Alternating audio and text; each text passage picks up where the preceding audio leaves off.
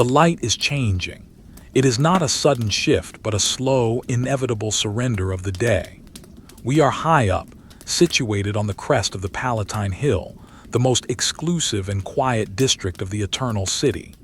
Here, the noise of the suburbia and the busy markets does not reach. There is only the wind, the stone, and the vast, expanding silence of a Roman evening. You are here, safe within the walls of a grand domus. This is the home of the aristocracy, perhaps even the home of the emperor's family. But titles do not matter tonight. Politics do not matter. The Senate is closed. The legions are far away. There is only the daughter of the house, alone in her private chambers, watching the sun begin its long descent toward the Tyrrhenian Sea. If you are listening, you do not need to focus on the details of the history. You do not need to remember the names of the hills or the types of marble. These are just textures to help you drift. You can let the scene wash over you like the cool air flowing through the open terrace doors.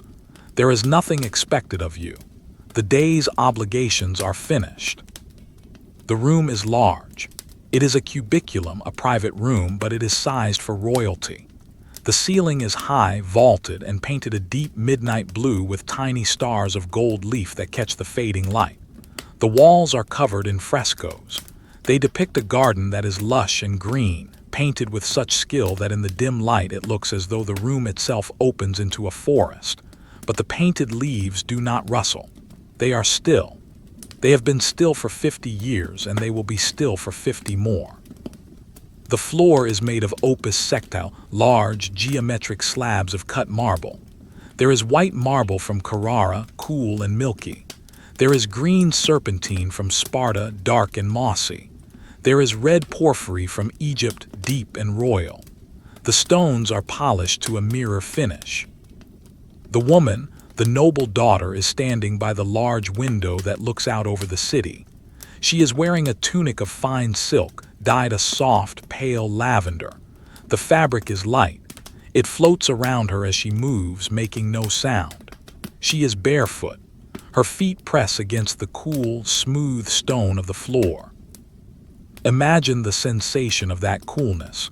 The heat of the Roman day has been fierce, baking the streets below. But here, inside the thick masonry of the palace, the air is tempered. The floor draws the heat out of the body. It is a grounding sensation. Cold stone, warm skin, silence. She leans one hand against the marble frame of the window. The marble is warm from the afternoon sun. It still holds the memory of the heat. She looks out, but she is not looking for anything in particular. She is simply witnessing the transition of time. Below her, the city of Rome is turning into a sea of shadows. The tile roofs of the houses are turning from terracotta orange to a dull, dusty brown. The smoke from thousands of cooking fires is rising up, drifting horizontally in the evening breeze. It creates a haze, a soft veil that blurs the sharp edges of the temples and the basilicas. She can see the Forum Romanum in the distance. During the day, it is a place of shouting, arguing, and commerce. But from this height, and at this hour, it looks like a toy model. The people are just tiny specks moving slowly home. The noise is just a low, indistinct hum. It sounds like the ocean, far away. It is a white noise that emphasizes the quiet up here on the hill. She takes a deep breath. The air smells of the pine trees that grow in the palace gardens. It smells of the jasmine climbing the trellis. And faintly, just faintly, it smells of the dust of the city, a dry, ancient smell of baked earth and brick. She turns away from the window. Her movement is slow. There is no rush. There is no one calling her name. The servants have been dismissed for the hour. This is her time of odium, leisure, rest, emptiness. She walks across the room to a chair made of cedar wood. The wood is dark and polished, smelling faintly of resin. The chair has cushions stuffed with wool and covered in silk. She sits down. Sigh. The cushions compress slowly under her weight. She leans back. She rests her hands on the carved armrests. The wood is smooth under her palms. She looks at the far wall. There is a small niche there containing a statue of Vesta, the goddess of the hearth. A small oil lamp burns in front of the statue. The flame is the only thing moving in the room. It is a small, teardrop-shaped flame, orange at the tip and blue at the base. It flickers once, then steadies itself. Watch the flame in your mind. It consumes the olive oil so slowly you cannot see the level drop. It just burns, turning the oil into light.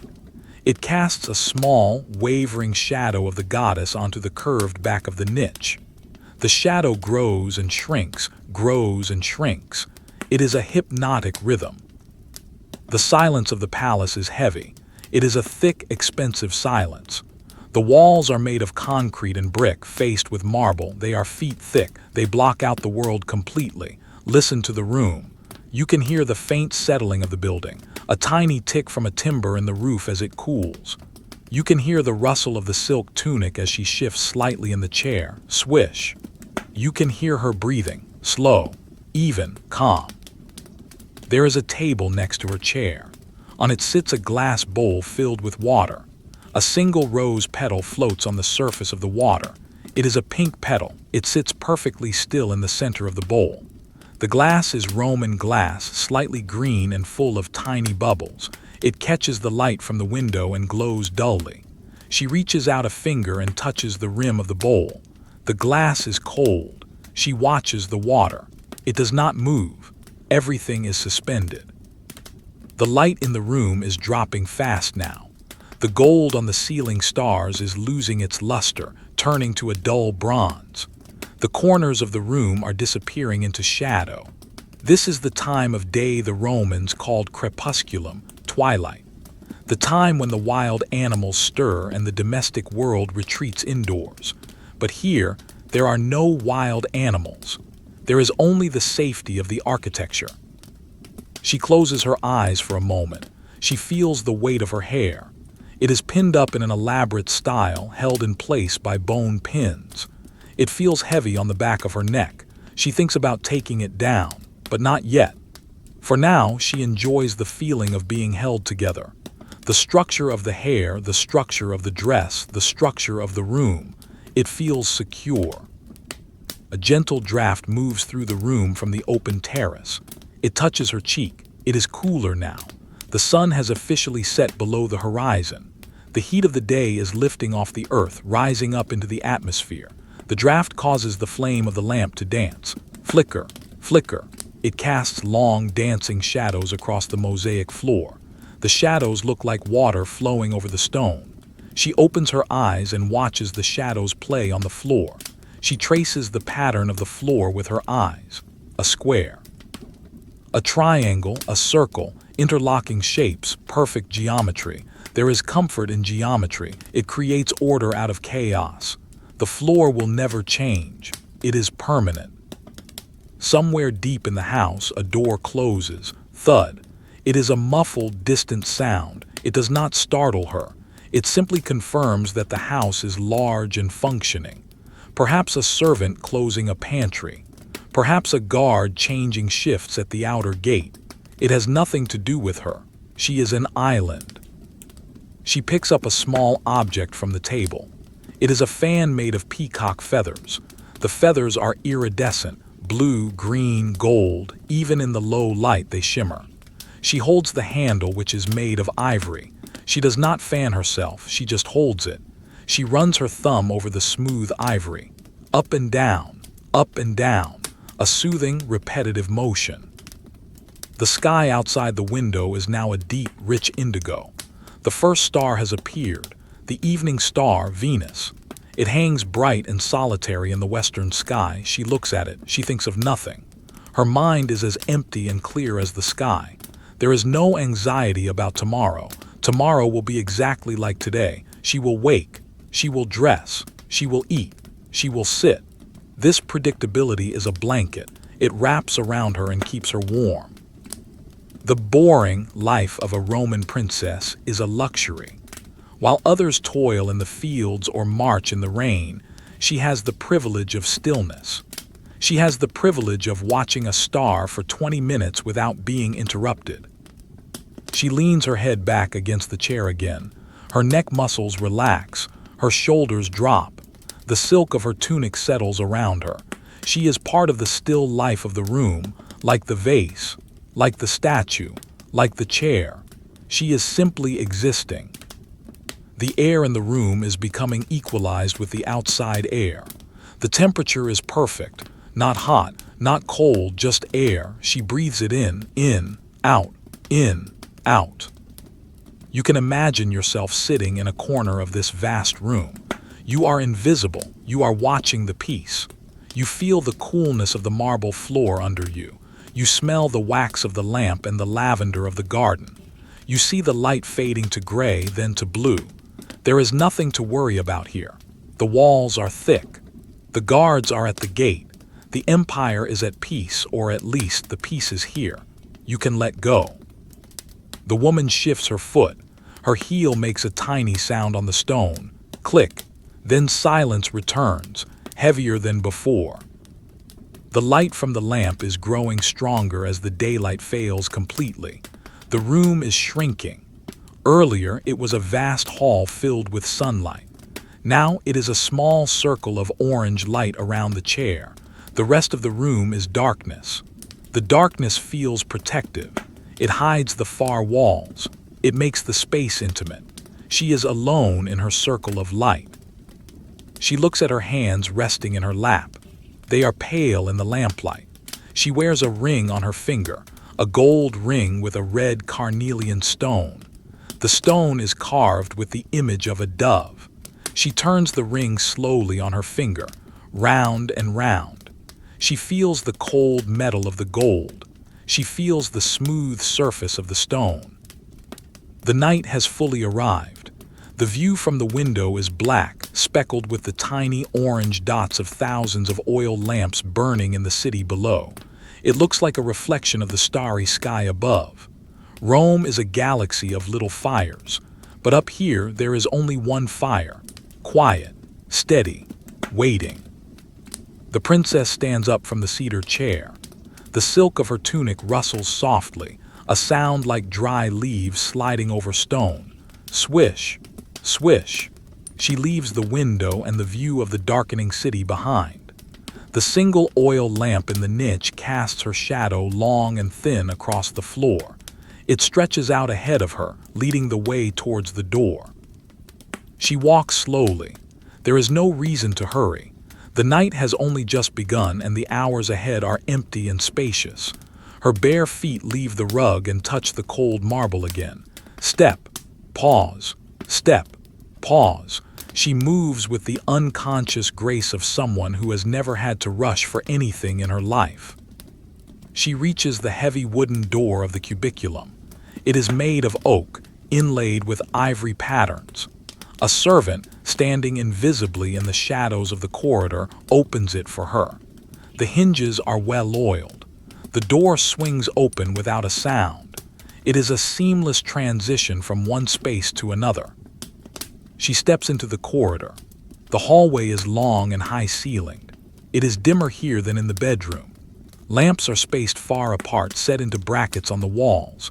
They create pools of yellow light separated by long stretches of gray shadow. The air in the corridor is cooler. It flows like a slow river through the house. She walks down the center of the hallway. To her left and right are frescoes painted on the walls. Mythological scenes, gods and heroes. But in this light, they are just shapes. Dark figures looming in the gloom. They do not watch her. They are part of the masonry, silent and indifferent. She passes a large clay amphora standing in a corner. It is tall, reaching her waist. It casts a curved, bulbous shadow. She passes a marble bust of an ancestor. The stone eyes stare blankly ahead. She passes a window that looks out onto an inner courtyard. The courtyard is black, filled with the shapes of sleeping plants. Everything is stationary. Everything is waiting. She reaches the entrance to the balneum, the private bath suite attached to the palace. The air changes here. Can you feel it? It becomes warmer, it becomes heavier. The dry, crisp air of the corridor is replaced by a soft, humid warmth. It smells of wood smoke from the furnace deep below the floor, mixed with the scent of damp stone and rose oil. It is a clean, steamy smell. She enters the apoditerium, the changing room. The floor here is different. It is heated from below by the hypocaust system. Warm air from a furnace circulates under the suspended floor tiles. As she steps onto the mosaic, the warmth seeps through the soles of her feet. It is a gentle, radiating heat. It travels up her legs, relaxing the muscles. It is a stark contrast to the cold marble of the bedroom. It feels like walking on a sun-warmed beach, but smoother, harder. The room is small and intimate. The walls are lined with wooden benches and shelves. A servant girl is waiting. She is silent. Her movements are fluid. She helps the princess remove the silk tunic. The fabric slides off the shoulders. It falls to the floor with a soft sigh. The princess is left standing in the warm air. The servant hands her a large, white linen towel. The linen is thick and textured. It is warm, having been kept near a brazier. She wraps it around herself. It feels rough and comforting against her skin. She sits on the wooden bench for a moment. She waits. For what? For her body to adjust to the temperature. For her mind to slow down even further. She looks at the ceiling. It is vaulted, covered in stucco relief. Tiny geometric patterns, spirals, squares. She follows a spiral with her eyes, inward, to the center, and then out again. It is a visual meditation. She stands up and moves to the next room. The tepidarium. The warm room. The heat increases. The air is thicker here. There is no water in this room, just warm air. She drops the towel on a bench. She sits on a marble seat. She leans her head back against the warm stone wall. She closes her eyes. Listen to the silence of the bathhouse. It is an echoing silence. Because of the stone walls and the tiled floor, sounds bounce. A drop of condensation falls from the ceiling in the next room. Plink. The sound travels to her. It rings like a tiny silver bell. Plink. Ink. Ink. Then silence again. A deep, hollow silence. She sits there for a long time. Sweat begins to form on her forehead, tiny beads of moisture. The body is purging the day. The heat softens everything. Her thoughts become hazy, like the steam. She is not thinking about the scroll she read earlier. She is not thinking about the stars. She is just feeling the heat. It presses on her skin like a heavy blanket. It is soporific. It makes her want to sleep right there on the bench. But not yet. She moves to the caldarium, the hot room. She pushes through a heavy leather curtain that separates the rooms. A billow of steam escapes. White and swirling, she enters the cloud. This room is the heart of the bath. At one end there is a large marble tub, the alveus sunk into the floor. It is filled with hot water. The water is still. It looks like a sheet of dark glass. Steam rises from the surface, twisting and turning in the dim light of the oil lamps. The lamps here are placed in niches behind glass, creating a diffused, glowing light. It is like being inside a pearl, misty, soft, glowing. She walks to the edge of the tub. She tests the water with her toe. It is hot. She steps in, slowly, first one foot, then the other. She sinks down onto the underwater step. The water rises up her legs, up her waist, up her chest. She slides down until the water reaches her chin. She sighs, a long, audible exhalation. Ha! The sound echoes in the small, domed room. The water supports her weight completely. She floats. Her arms float upward slightly. Her hair, pinned up high, stays dry, but the rest of her is submerged in warmth. Look at the surface of the water around her. The movement of her entry created ripples. They travel outwards in perfect concentric circles. They hit the marble sides of the tub. They bounce back. They cross each other, creating a grid of tiny waves. She watches them settle. Slowly, slowly, until the water is glass again, reflecting the curved ceiling, reflecting the steam. The humidity is 100%. It is hard to tell where the water ends and the air begins. She breathes in the steam. It clears her lungs. It moisturizes her throat. It smells of wet stone and clean water, a primal smell. She stares at a single drop of water clinging to the marble rim of the tub. It hangs there. It grows heavier, it stretches, it falls, drip. It merges with the bath water. Gone. She watches the next drop form. It takes a long time, patience. There is nothing else to do but watch the water drip. Her heartbeat slows down in the heat. Thump, thump. She can hear it in her ears. The sound of her own life. Steady, rhythmic, boring. It is a comforting rhythm. It means everything is working. The machinery of the body is functioning perfectly. She moves her hand underwater, just a slight wave. She feels the resistance of the water. It feels heavy, like liquid silk. She watches her hand through the distortion of the water. It looks pale and wavering, like a ghost hand. The servant enters quietly. She carries a bronze strigil and a jar of scented oil. She waits by the side of the tub. The princess nods. She stands up, water cascading off her skin. Splash, trickle. The sound is loud in the quiet room. She sits on the edge of the tub. The servant begins to scrape the skin with the strigil. Scrape, swish, removing the oil and the dead skin. It is a grooming ritual that mimics the care of a prized horse. It feels rough but satisfying. Scrape, swish. Long, even strokes, down the arm, down the back. The sensation is rhythmic, hypnotic. After the scraping, she rinses. She uses a silver bowl to pour water over her shoulders. Whoosh! The water runs down her back. Warm, cleansing, she feels lighter, clean, new. She steps out of the tub. She wraps herself in the warm linen towel again. She leaves the steam room. She walks back into the tepidarium. The air here feels cooler now, though it is still warm. It feels refreshing. She sits for a moment to let her body temperature normalize. She is glowing pink from the heat. Her eyes are heavy, very heavy. The bath has done its work. It has melted the day away. She enters the apoditarium.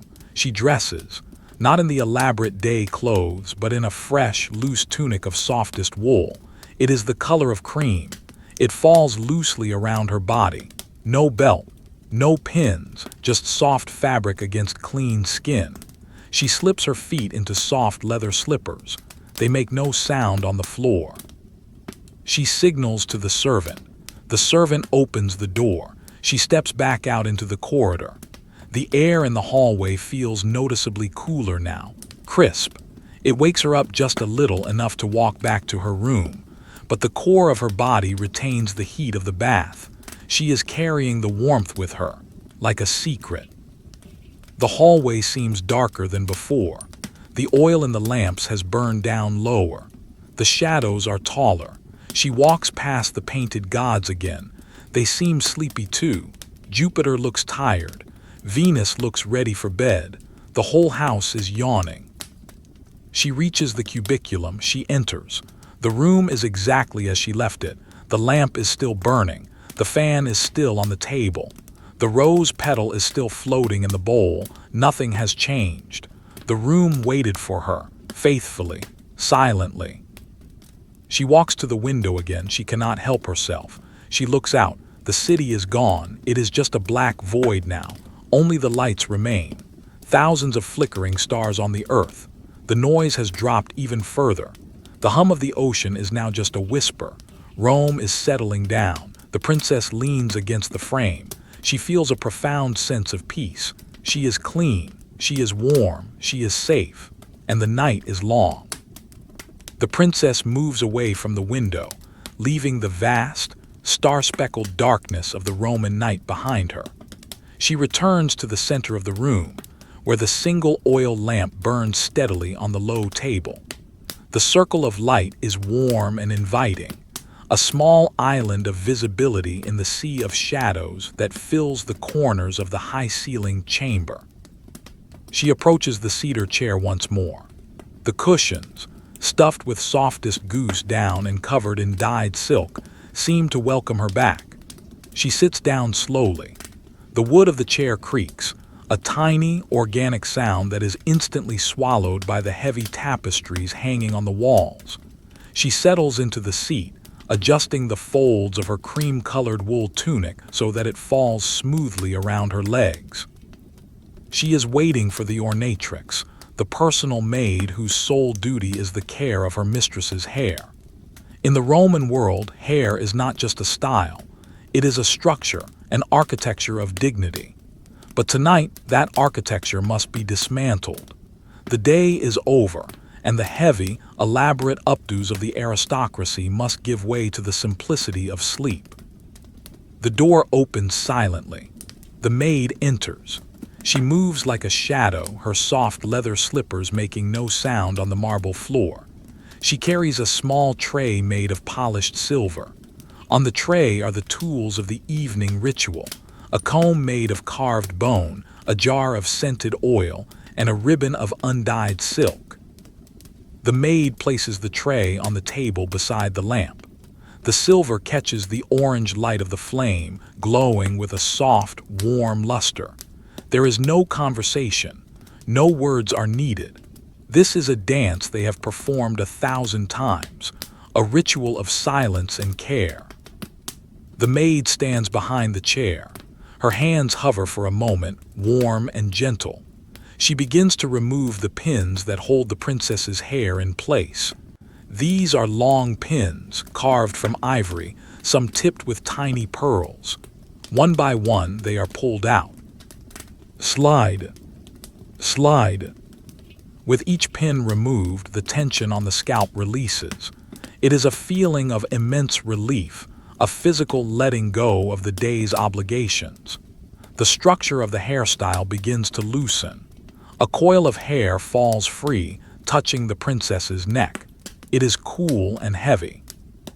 Another pin, then another.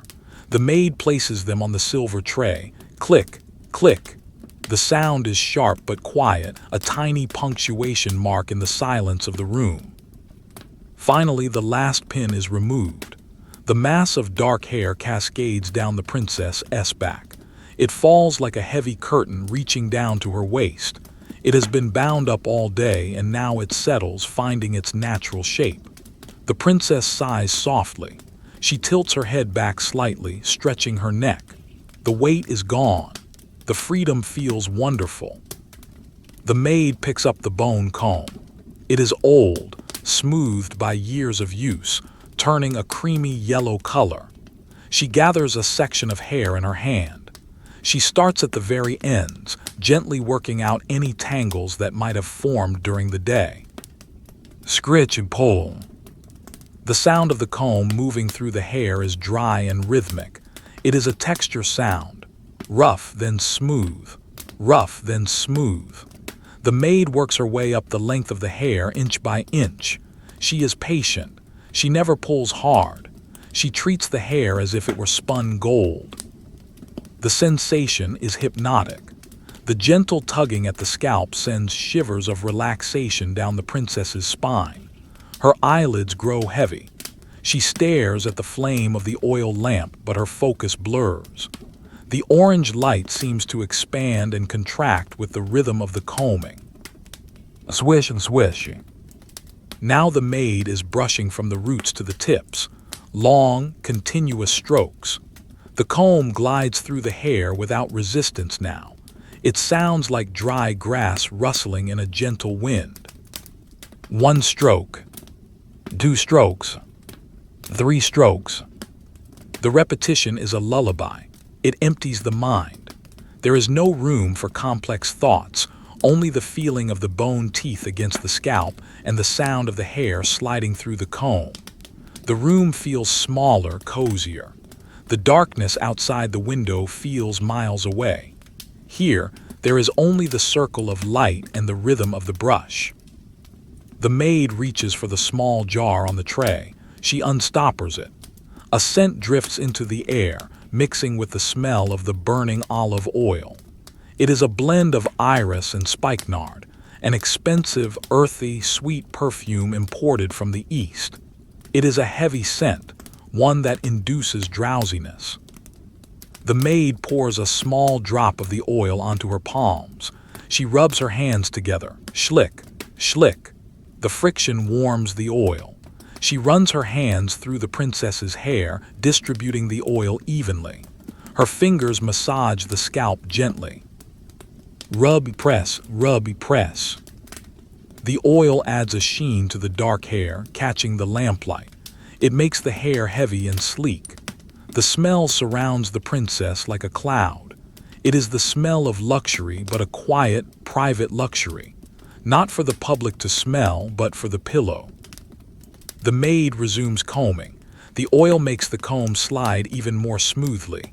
Glide, glide. The sound is softer now, almost inaudible, just a whisper of movement. The princess closes her eyes completely. She is drifting. She is not asleep, but she is no longer fully awake. She is in the twilight state where the body is heavy and the mind is light.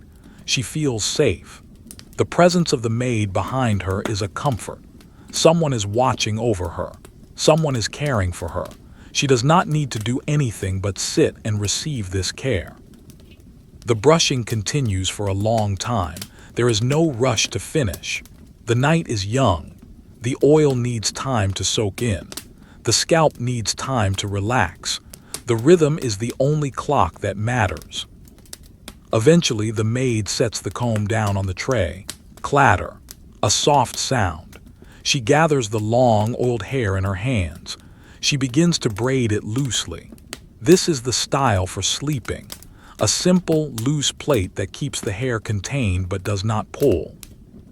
Over, under, over, under. The maid's fingers fly.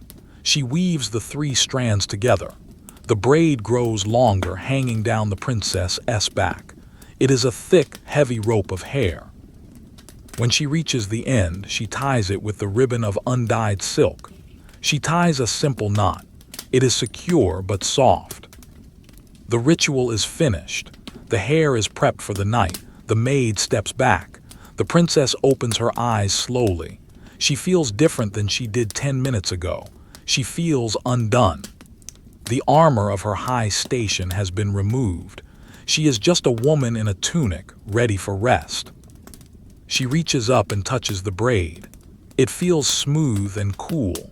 It smells of the iris oil. She drops her hand back to her lap. The maid picks up the silver tray. She bows her head slightly, though the princess does not see it. She turns and walks towards the door. Her shadow moves across the wall, a tall, silent shape. She opens the door and slips out. The latch clicks shut. Click. The silence returns, but it is a different silence now. It is scented. It is softer. The energy in the room has settled even further. The air feels still, as if the room itself is holding its breath. The princess sits in the chair for a moment longer. She is reluctant to move. The feeling of relaxation is so deep she fears that standing up might break the spell. She watches the oil lamp. The flame has burned down a fraction of an inch. A tiny curl of smoke rises from the tip, disappearing into the darkness of the vaulted ceiling. She looks at her hands. They are relaxed, fingers slightly curled. She looks at the floor. The marble shines in the lamplight. Everything is still. Everything is quiet. The palace is a stone shell protecting this kernel of peace. Slowly, she pushes herself up from the chair. Her limbs feel heavy, languid. She walks towards the bed. The movement is slow, like moving through water. Her silk tunic flows around her ankles. She is moving towards the final destination of the day. But there is one more stop. A small table near the bed holds a pitcher of water and a cup. She is thirsty. The bath and the warmth have dried her throat. She walks to the table. The pitcher is made of silver, beaded with condensation. The water inside is cool. She pours glug, glug, glug. The sound of the water is liquid and clear. It breaks the silence gently. She lifts the cup to her lips, she drinks. The water is cold and clean. It tastes of the mountain springs that feed the aqueducts. It washes away the taste of the day. She places the cup back on the table. Clink. She stands by the bed. It is a grand piece of furniture, raised high off the floor with legs of turned ivory. A small footstool sits beside it. The mattress is thick, filled with wool and covered in sheets of finest linen. A heavy blanket of purple wool lies folded at the foot. She is not ready to lie down just yet. She wants to savor this feeling of absolute solitude. She walks to the small shrine in the corner of the room, the private altar to the household gods. There are no statues here, just a small painting of the Penates, the guardians of the pantry and the home. She stands before it. She does not pray aloud. She simply acknowledges their presence. A silent nod, a feeling of gratitude for the safety of the house. The gods are watching. The ancestors are watching. She is never truly alone, and yet she has all the privacy in the world. She turns back to the center of the room. The shadows have shifted slightly as the lamp oil consumed. The room feels timeless. It could be the year 50 AD or 100 AD. It does not matter. The night is the same. The silence is the same. She walks over to a small chest at the foot of the bed. It is made of cypress wood. She opens the lid. Kriyak. Inside are extra blankets. She touches the wool. It is rough and warm. She smells the cedar of the wood. It is a dry forest smell. She closes the lid. Thump. She is grounding herself in the sensory details of the room. The touch of wood, the smell of oil, the taste of water, the sight of the flame. These simple things anchor her to the present moment. They prevent the mind from wandering to the past or the future. There is only now. This quiet, dim, scented now. She moves towards the window again but stays back in the shadows. She does not look out this time. She just feels the presence of the night air coming through the opening. It is cooler than before. The city has breathed out its heat. The cool air mixes with the warm air of the room, creating a gentle circulation. It touches her face. It touches her hands. She wraps her arms around herself, hugging the warmth of her own body. The wool tunic is soft against her skin. She rocks slightly on her feet, back and forth. A tiny, almost invisible movement, a self-soothing rhythm. The night stretches out before her. There is no urgency to sleep. Sleep will come when it comes. For now, the state of rest is enough. The state of being undone. The braid hangs heavy on her back. The oil soaks into her hair. The peace soaks into her bones. She is a Roman princess, but in this moment she is just a human being standing in a quiet room, waiting for the end of the day to fold over her completely. The empire is vast and noisy, but her world has shrunk to the size of this room, and it is a perfect size. The princess stands before her bed. In the Roman palace, the bed, the lectus, is a substantial piece of furniture. It is not merely a place to sleep. It is a throne for the night. The frame is carved from dark walnut wood, inlaid with silver patterns of vines and ivy. It stands high off the mosaic floor, designed to keep the sleeper away from drafts and the cold stone. To reach it, there is a small footstool, a scamnum, placed by the side. It is covered in the same cream-colored wool as the bedspread. The princess steps onto the stool. Creak. It takes her weight with a soft, woody sound. She pauses there, elevated slightly above the floor.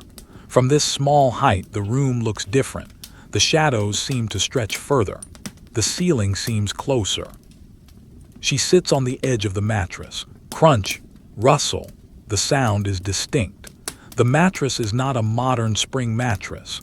It is a large linen sack stuffed tightly with dried reeds from the riverbanks and soft wool. It is firm, yet it yields to her body.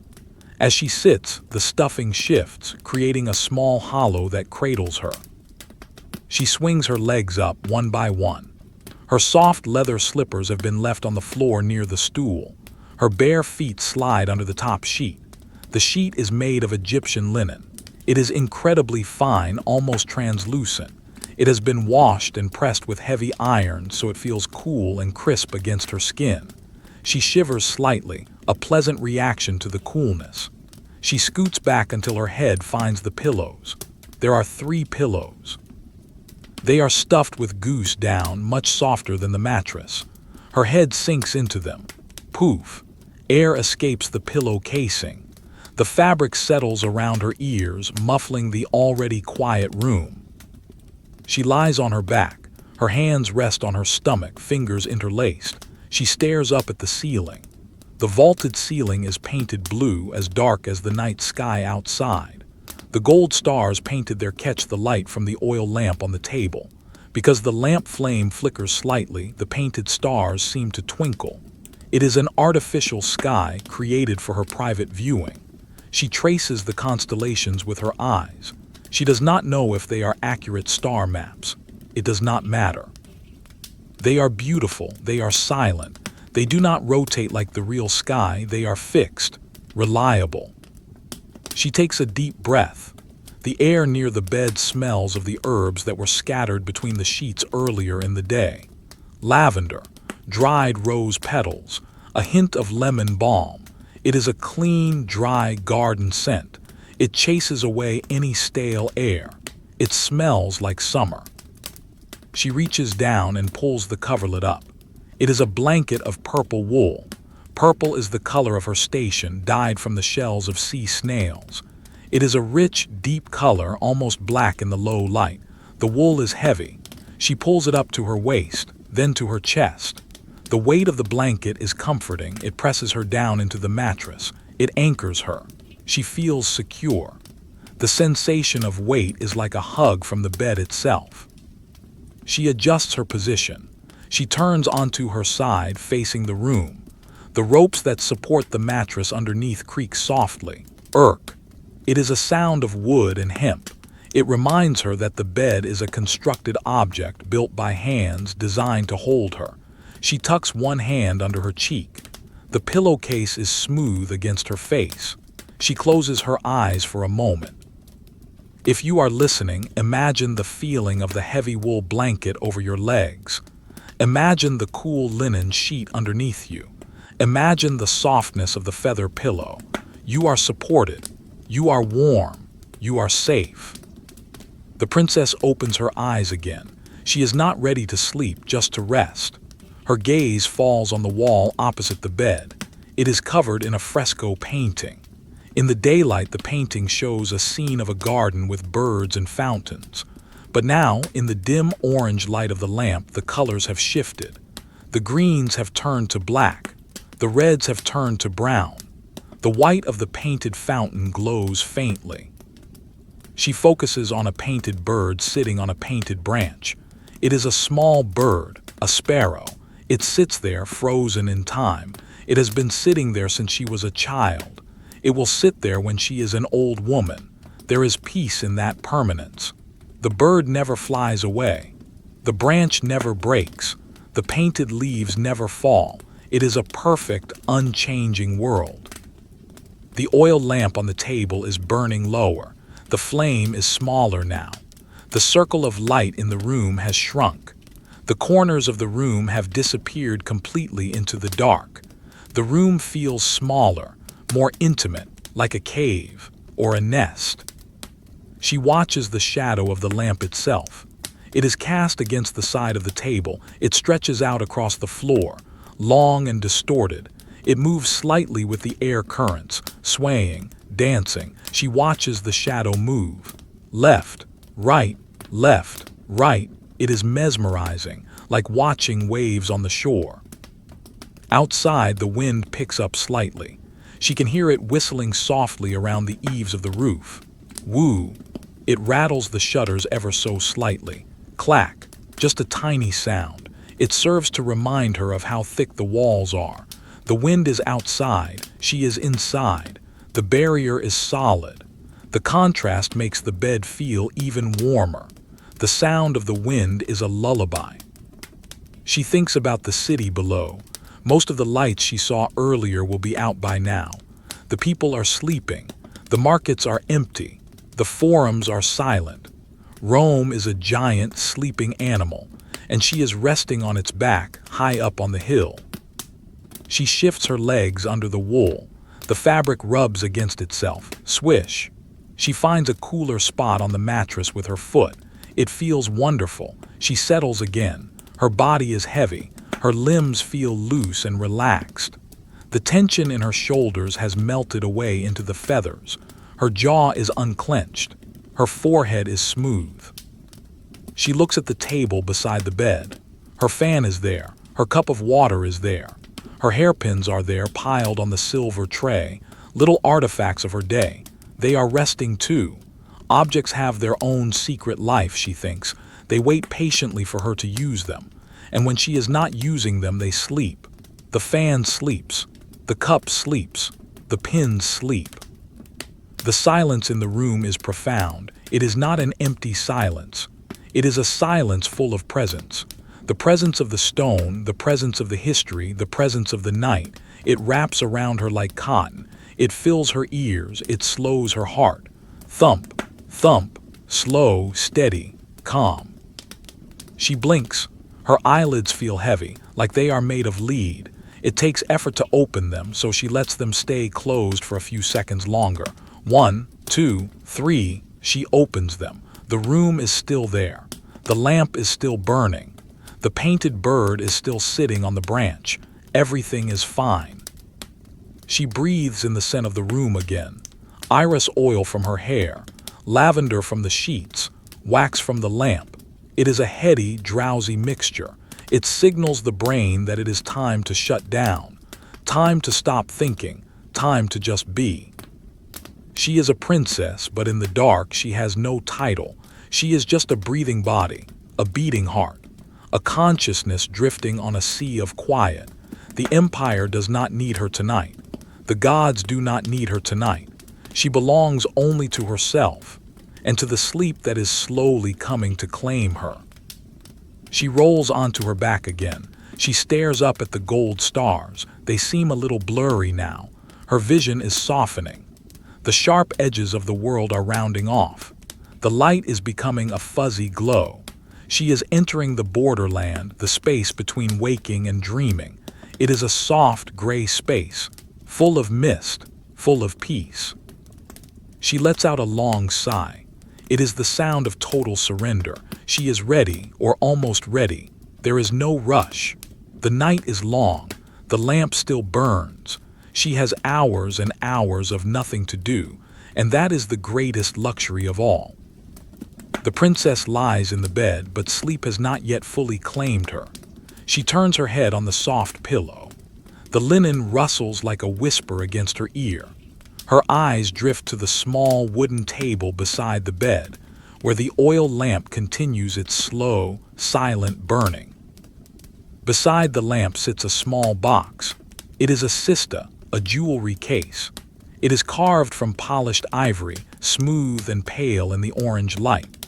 On its lid there are delicate carvings of birds and vines, worn smooth by the touch of her fingers over many years. It sits there, solid and closed, holding the small treasures of her life. She reaches out a hand from under the warmth of the purple blanket. The air of the room feels cool against her bare arm. She touches the ivory box. It is cool and hard. She runs her finger along the edge of the lid. She decides to open it, not to put anything on, but simply to look, to touch the textures of the objects she wore during the day. She lifts the lid. Click. The tiny bronze hinge makes a sharp, small sound in the silence.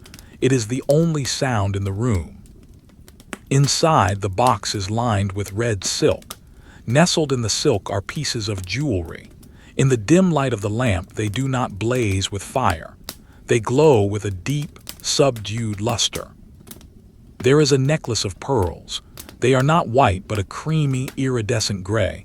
They come from the Red Sea. She reaches in and lifts the string of pearls. They make a soft rattling sound as they move against each other. Clack, clack. She pulls them in the palm of her hand. They are heavy. They are cold. She rolls them between her thumb and fingers. They are perfectly round, perfectly smooth. She lets the pearls slide through her fingers back into the box. They settle into the red silk with a soft sigh. Shhhh. Next to the pearls lies a pair of earrings. They are made of gold, shaped like tiny amphory vessels. They catch the light of the lamp. A tiny spark of gold flares up, then vanishes as she moves her hand. She touches the gold. It warms quickly to her touch. It is soft metal. She traces the curve of the earring. During the day, these hung from her ears, swinging with every step she took. Now they are still. They are resting. Their job of being beautiful is done for the day. There is a ring set with an emerald. The stone is dark green, almost black in this light. It looks like a deep pool of water. She does not pick it up. She just looks at it. It sits there, embedded in the gold, unmoving. Stones are the most patient things in the world. They can wait for centuries. This emerald will be here long after the palace is dust. There is a comfort in that thought, the permanence of the earth. She looks at the jumble of gold chains in the corner of the box. They are tangled slightly. She does not try to untangle them. It does not matter. Tomorrow the maid will fix them. Tonight they can stay tangled. It is a small permission she gives herself, to leave things undone, to let the chaos be. She lowers her hand. The investigation is over. She closes the lid of the ivory box. Snap. The sound is final. The treasures are locked away. The light is shut out. They return to the dark. She pulls her arm back under the blanket. She tucks her hand under the pillow. The warmth of the bed rushes back to cover her. It feels even better now after touching the cold ivory and the cold metal. The contrast makes the wool feel softer. The mattress feels deeper. She stares at the closed box on the table. It is just a shape now, a rectangle of shadow against the light. It holds memories of parties, of dinners, of walks in the garden. But those memories are distant. They belong to the day. The night belongs to emptiness. The flame of the lamp wavers again. The oil is getting lower. The shadows in the room seem to step closer. The painted walls are barely visible now. The sparrow on the branch has faded into the gloom. The world is shrinking down to the bed. She listens to the room again. Is there any sound? No. Even the wind outside has died down. The silence is absolute. It is a silence you can feel in your teeth. A heavy, thick silence. She closes her eyes. She visualizes the pearls in the box. Round, cool, gray. She visualizes the gold. She visualizes the emerald. She counts them in her mind. 1 necklace, 2 earrings, 1 ring. Counting is soothing. It gives the mind a track to run on, a circle to follow. Her breathing deepens. Her chest rises and falls against the blanket.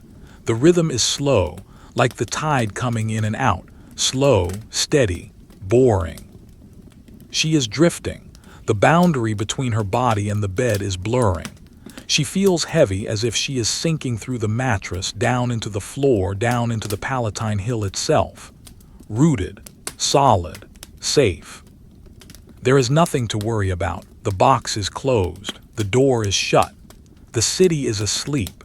She is just a quiet presence in a quiet room, waiting for the dreams to come. The princess lies perfectly still, her eyes half open, fixed on the vaulted ceiling above her bed. In the dying light of the oil lamp, the ceiling is no longer a solid surface of plaster and stone. It has become a deep, atmospheric depth. The paint, a rich indigo derived from expensive minerals, absorbs the shadows, making the roof of the room feel infinite, like the night sky itself. She focuses on a single painted star directly above her.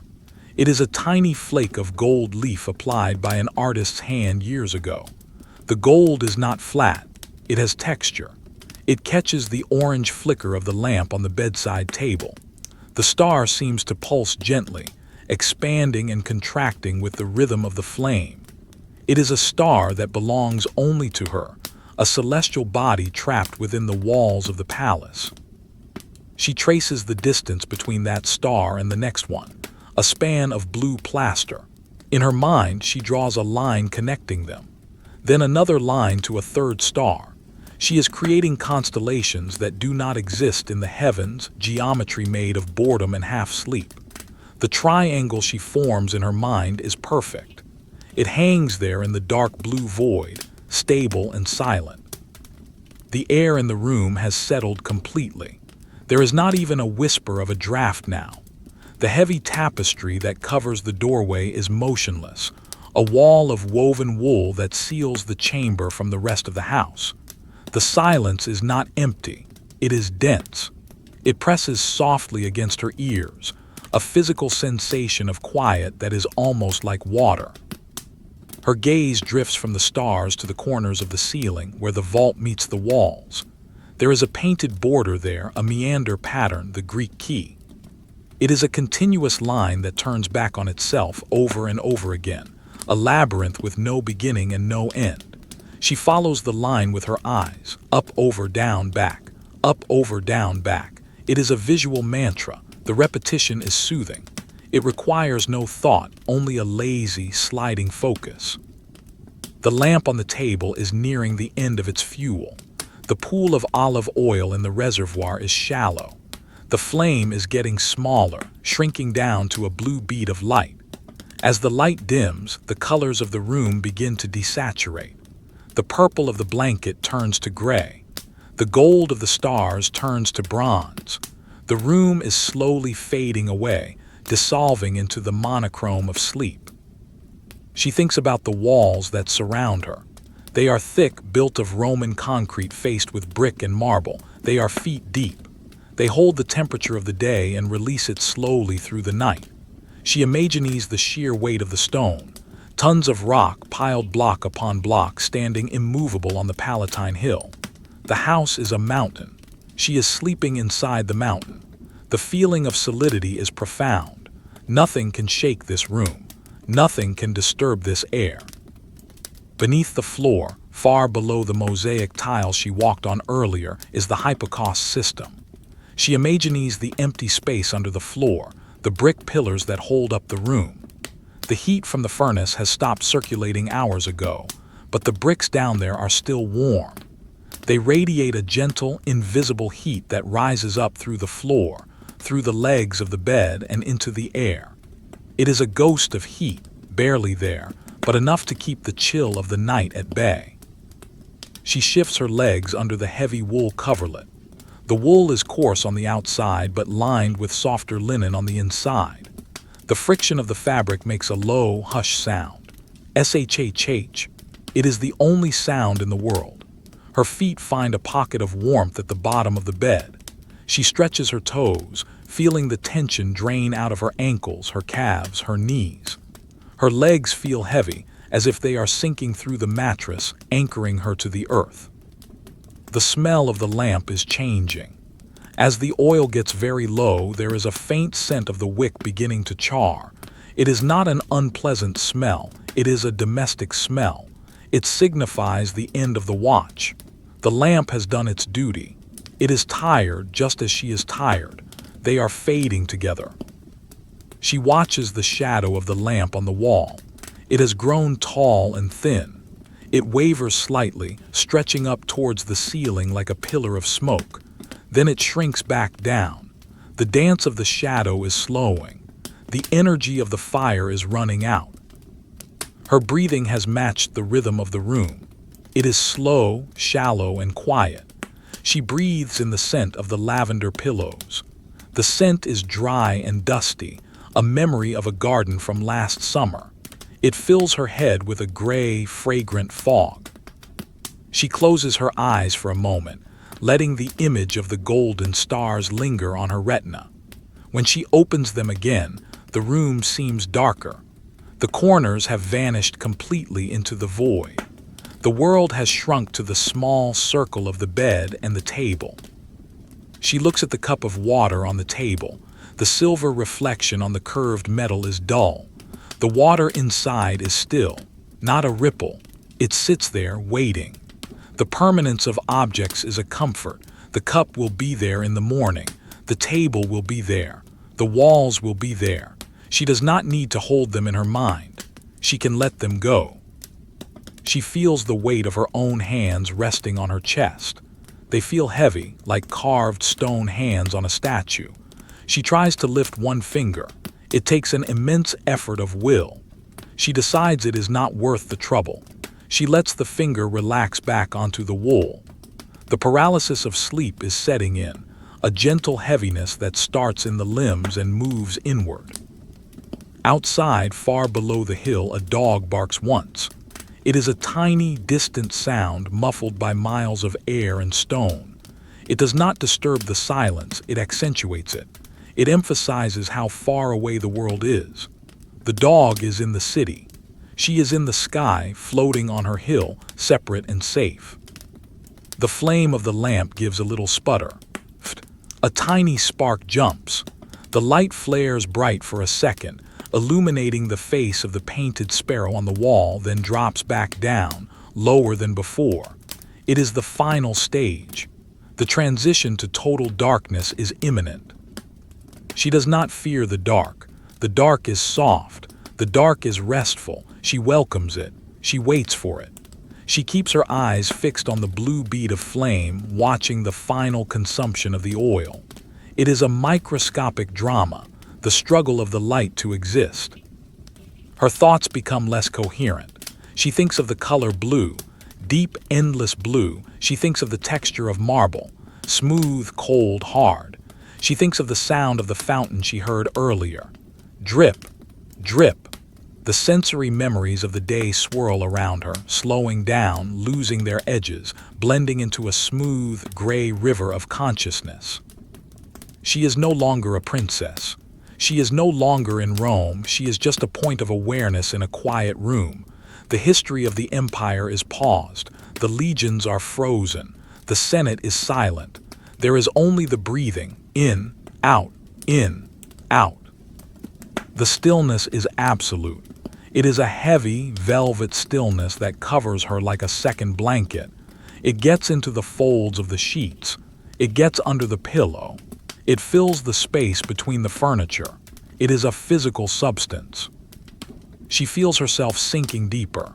The bed feels like a boat drifting on a calm, black lake. There are no waves. There is no wind. Just the slow, imperceptible drift towards the center of the lake. Drifting, floating, waiting. The flame flickers one last time. It pulses. And then, without a sound, it goes out. The room plunges into blackness. For a moment, the ghost of the flame remains in her vision, a purple spot in the dark. Then that too fades. Now there is only the dark, cool, quiet, complete. She smiles in the dark, a tiny, unseen movement of her lips. She is safe. The night has truly begun. She turns her face into the pillow. She lets go. The room has been reclaimed by the darkness. The extinguished lamp sits cold on the bedside table, a small ceramic ghost of the light that was there just moments ago. A faint, spiraling ribbon of smoke rises from the blackened wick. It is invisible in the dark, but the scent is there. It is the sharp, dry smell of burnt flax and olive oil. It hangs in the still air above the table, slowly dispersing, drifting up toward the painted stars on the ceiling. It is the scent of conclusion, the olfactory signal that the day is absolutely, irrevocably finished. The princess lies on her side, her eyes wide open in the blackness. At first, there is nothing. The world has been erased. But as the minutes pass, the biology of the eye begins to adjust. The absolute black softens into a deep, grainy charcoal.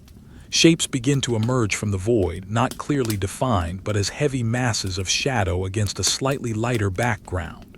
The wardrobe in the corner becomes a tall, dark block.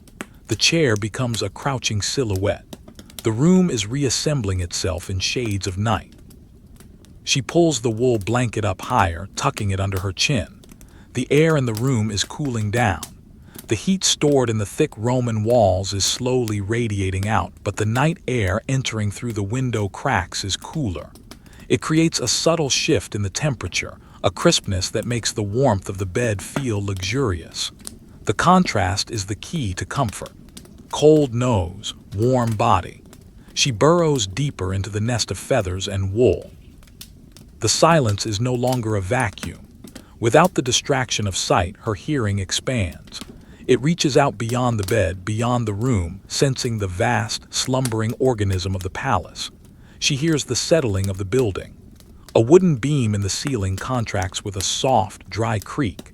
It is a slow, groaning sound like a ship resting in a calm harbor.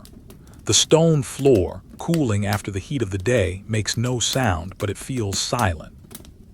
It radiates a heavy, stony quiet that seeps up through the furniture. Far away, down on the paved streets at the foot of the Palatine hill, there is a rhythm. It is faint on the very edge of audibility. Click, click, click. It is the sound of hobnailed sandals on basalt paving stones. The vigils, the night watch of Rome, are on patrol. They walk in formation, their steps synchronized. They are checking the locks of the shops, watching for the glow of unauthorized fires. The sound is monotonous and reassuring. It means the system is working. Someone is awake, so she does not have to be. The rhythmic clicking fades into the distance, becoming part of the background hum of the earth. She shifts her weight on the mattress. The dried reeds inside the mattress casing rustle softly. It is a dry, whispering sound like walking through tall grass in late summer. She moves her foot to a new spot on the linen sheet. It is cool there. She holds her foot still, savoring the freshness of the unheated fabric. Then slowly, her body heat warms that spot too, and she settles again. A beam of moonlight has found its way through a gap in the heavy window tapestry. It is not the warm, orange light of the lamp. It is a cold, pale silver. It strikes the floor at a sharp angle, creating a long, thin line of illumination. It looks like a crack in the world, revealing a white light underneath. Dust motes float in this silver beam. In the moonlight, they look like tiny stars drifting in the void. They move slower than they did in the sunlight. The air is stiller. Gravity seems to have a stronger hold on them. The princess watches the line of moonlight. It is the only clear thing in the room. It does not move. It is a fixed point. She focuses her breathing on it. Inhale as she looks at the top of the beam. Exhale as she looks at the bottom. It becomes a game of focus, a way to tether her wandering mind to the physical world. The light is cold, distant, reflected from the sun that is currently shining on the other side of the world. She turns over onto her other side, facing away from the light. Now she faces the wall with the fresco of the garden. It is invisible now, just a wall of darkness, but she knows it is there. She knows the painted sparrow is there. She visualizes it in her mind. She imagines the bird sleeping on its painted branch, its head tucked under its wing. She imagines the painted fountain stilled. The art is sleeping with her. Her thoughts begin to fragment. They lose their narrative structure. She thinks of the texture of the ivory box she touched earlier, smooth, hard. She thinks of the smell of the jasmine in the garden, sweet, heavy. She thinks of the weight of the water in the bath. These sensory memories loop in her mind. They are pleasant, boring loops. They require no analysis. They just are. Her breathing changes again.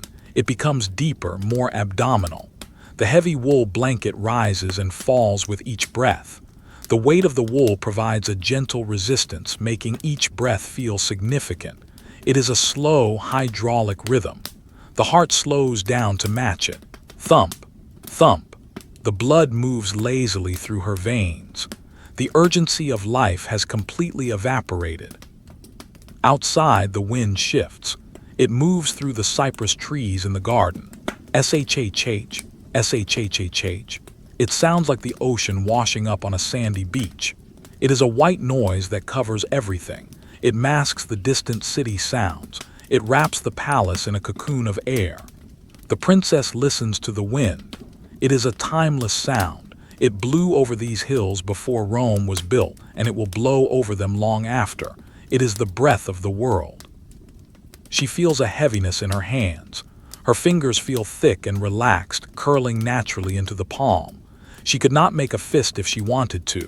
The muscles have gone into standby mode. The tension that holds the body together against gravity is gone. The bed is doing all the work now. She surrenders her weight completely to the mattress. She is sinking into the reeds, sinking into the wool, sinking into the dark.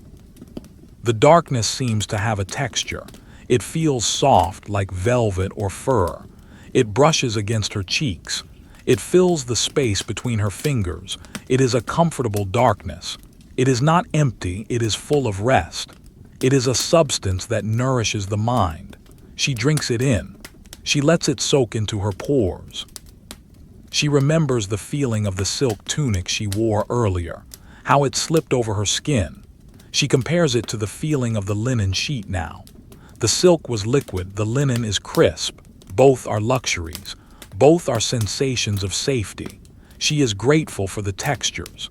In a world without electric light, without screens, the sense of touch becomes paramount. The night is a tactile experience. A small owl calls from the garden. Hoo, a single soft note. It is the guardian of the night. It is watching over the grounds. The sound is lonely but not sad. It is just a statement of presence. I am here, the owl says. I am awake. The princess hears it and feels a kinship. They are the only two conscious beings on the hill, but she is fading fast. Her eyelids flutter. They are so heavy. She lets them close. The afterimage of the moonbeam lingers for a second, a pale stripe on the back of her eyelids, then fades into the general gray of her internal vision. She is no longer looking out. She is looking in, into the quiet, empty cave of sleep. The smell of the lavender in the pillow is stronger now that she is warm. It releases its essential oils into the fabric. It is a dusty, floral scent. It smells of summer fields and sunshine trapped in the dark. It fills her nose. It creates a landscape in her mind, a field of purple flowers swaying in the wind. No people, just flowers and wind. It is a boring, beautiful image. She is drifting. The bed feels like it is gently rotating, a slow, clockwise motion. It is the sensation of the inner ear relaxing. It is pleasant, like lying on a raft in a calm pool, drifting, turning. The room is dissolving. The walls are gone. The ceiling is gone. There is only the sensation of warmth and the rhythm of the breath. She is nearly there. The threshold of sleep is just ahead. It is a soft gray mist. She walks towards it without fear. She is ready. The day is done. The night is here. The silence is perfect. The peace is absolute. The princess is now deep within the sanctuary of the bed. The room around her has settled into a profound, heavy stillness that feels almost solid, like the stone blocks of the palace itself.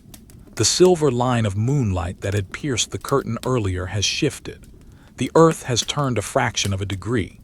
The beam now falls on the leg of the cedar chair, illuminating the grain of the wood for no one to see. It is a private, silent event in a room full of secrets. She lies on her side, her body curled slightly in the fetal position. This is the posture of safety, the posture of rest.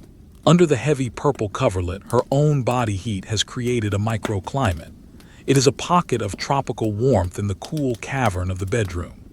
The air inside the bed is trapped by the dense weave of the wool. It warms her legs, her arms, her chest. It is a physical barrier against the vast, empty night outside. She becomes aware of the texture of the pillow against her cheek. The linen pillowcase is no longer cool. It has absorbed the warmth of her skin. It has become an extension of herself. She moves her head just a fraction of an inch. The goose down inside the pillow compresses silently. It molds to the shape of her jaw, supporting the weight of her head with a gentle, yielding pressure. There is no resistance. The bed accepts her. The bed holds her. Her breathing has become so quiet that even she can barely hear it. It is a soft, rhythmic tide. Air in, air out. The wool blanket rises and falls by millimeters. If you were watching from the doorway, you would hardly see movement. You would just sense the presence of life, a slow, steady pulse in the darkness. She lets her mind drift out of the room, floating down the side of the Palatine hill. She imagines the city of Rome as it lies sleeping below her. It is a mental map she knows by heart. She traces the path of the Via Sacra, the sacred road. In her mind, she sees the paving stones, worn smooth by millions of feet and cartwheels. Now at this hour they are empty. They are gray and silent under the moon. She imagines a stray cat walking across the stones, its paws making no sound. It stops. It sniffs the air. It moves on. She imagines the great temples in the Forum, the Temple of Vesta, round and ancient. The sacred fire inside is still burning, tended by the Vestal virgins. It is a comforting thought. Even while the city sleeps, the heart of Rome is still beating. The fire is watching. The fire is protecting. She does not need to worry about the safety of the world. It is being handled by the fire and the stone. She imagines the Tiber River winding its way through the city like a dark snake. The water is black and glossy. It reflects the stars. It flows steadily towards the sea at Ostia. It does not stop for the night. The water pushes against the stone piers of the bridges. Lap, lap, lap. A gentle, wet sound that echoes against the brick embankments. The river is the veins of the city, carrying the time away, second by second, drop by drop. Her mind returns to the room. The visualization fades. She is back in the warm wool cocoon. She feels a heaviness in her eyelids that is almost pleasurable. It is the weight of sleep pressing down. She does not fight it. She welcomes it. It feels like warm honey pouring over her mind, slowing down her thoughts, sticking them together until they are slow, sweet, and indistinguishable. The scent of the room has settled.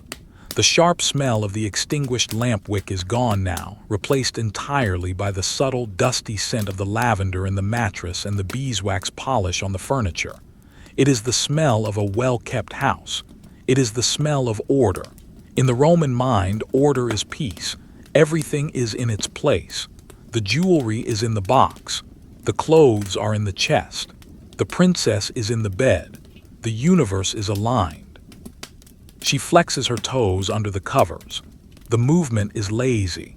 She stretches her foot, pointing her toes, then relaxes them. The muscles in her calves loosen. The tension that accumulates from walking and standing dissolves. She feels a tingling sensation of relaxation spreading up her legs. It feels like warm water flowing through her veins. She listens to the silence again. It has a texture. It is not flat. It has depth. It is composed of many layers of quiet. There is the quiet of the room, the quiet of the corridor, the quiet of the garden, the quiet of the hill. It is a symphony of nothingness. She listens to the space between the silence. She waits for a sound that does not come. And in that waiting, there is a deep rest. The brain stops predicting. It stops anticipating. It just exists in the void. A tiny draft finds its way under the door. It moves across the floor, invisible and silent. It touches the fringe of the rug. It does not reach the bed. The bed is high, an island of safety above the currents of the floor. The princess is unaware of the draft. She is sealed in. She is protected by the walnut frame, the reeds, the wool, the linen. It is a fortress of soft materials. She thinks of the color purple, the color of her blanket. In the dark, it looks black, but she knows it is purple. She thinks about the dye coming from the sea. She thinks about the ocean, vast, dark, rhythmic, the ocean breathing against the shore. Whoosh, S-H-H-H, whoosh, S-H-H-H. The sound of the ocean fills her mind. It matches her breathing. It rocks her gently. She is no longer on a hill in Rome. She is floating on a calm, dark sea. The stars are above her. The water is warm. There is no land in sight, just the horizon of sleep. Her hand twitches slightly, a nerve discharging the last of the day's energy. Then it is still. Her fingers are loose, curled against the palm. The palm is open, receptive. She is holding nothing.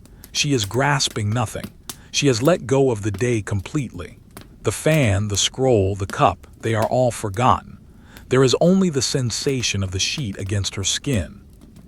She feels the smoothness of the linen against her forearm.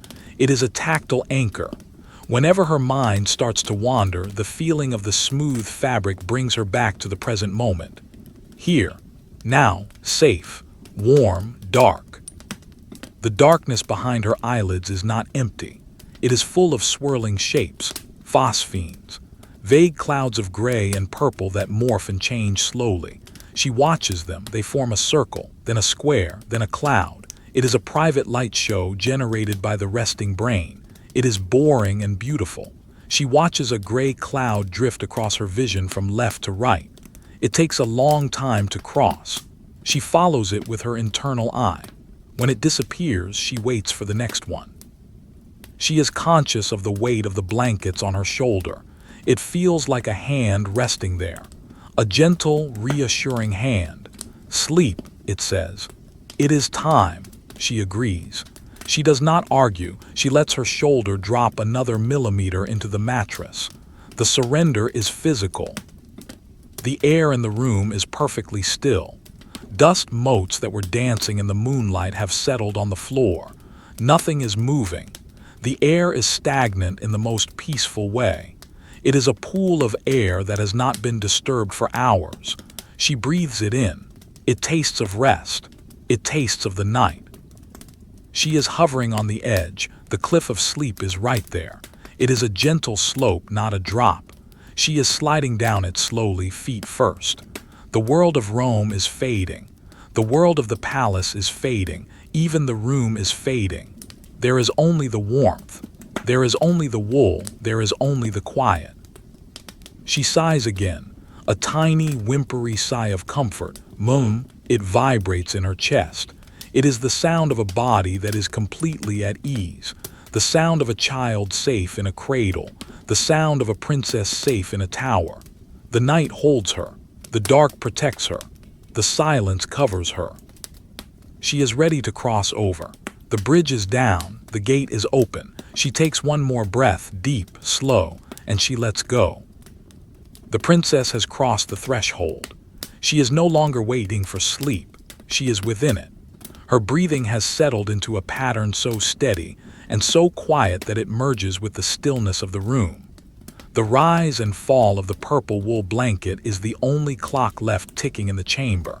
Time has ceased to move forward in minutes and hours. It now moves in deep, slow cycles of rest. Let us drift for a moment away from the bed.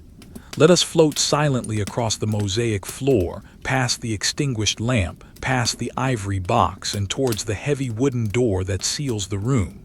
The door is solid oak, bound with iron straps. It is a formidable barrier. On the inside, the latch is drawn. On the outside, the wood is polished and dark. We slip through the wood like a ghost, into the corridor beyond. The hallway is empty. It stretches away into the darkness, a long tunnel of stone and plaster.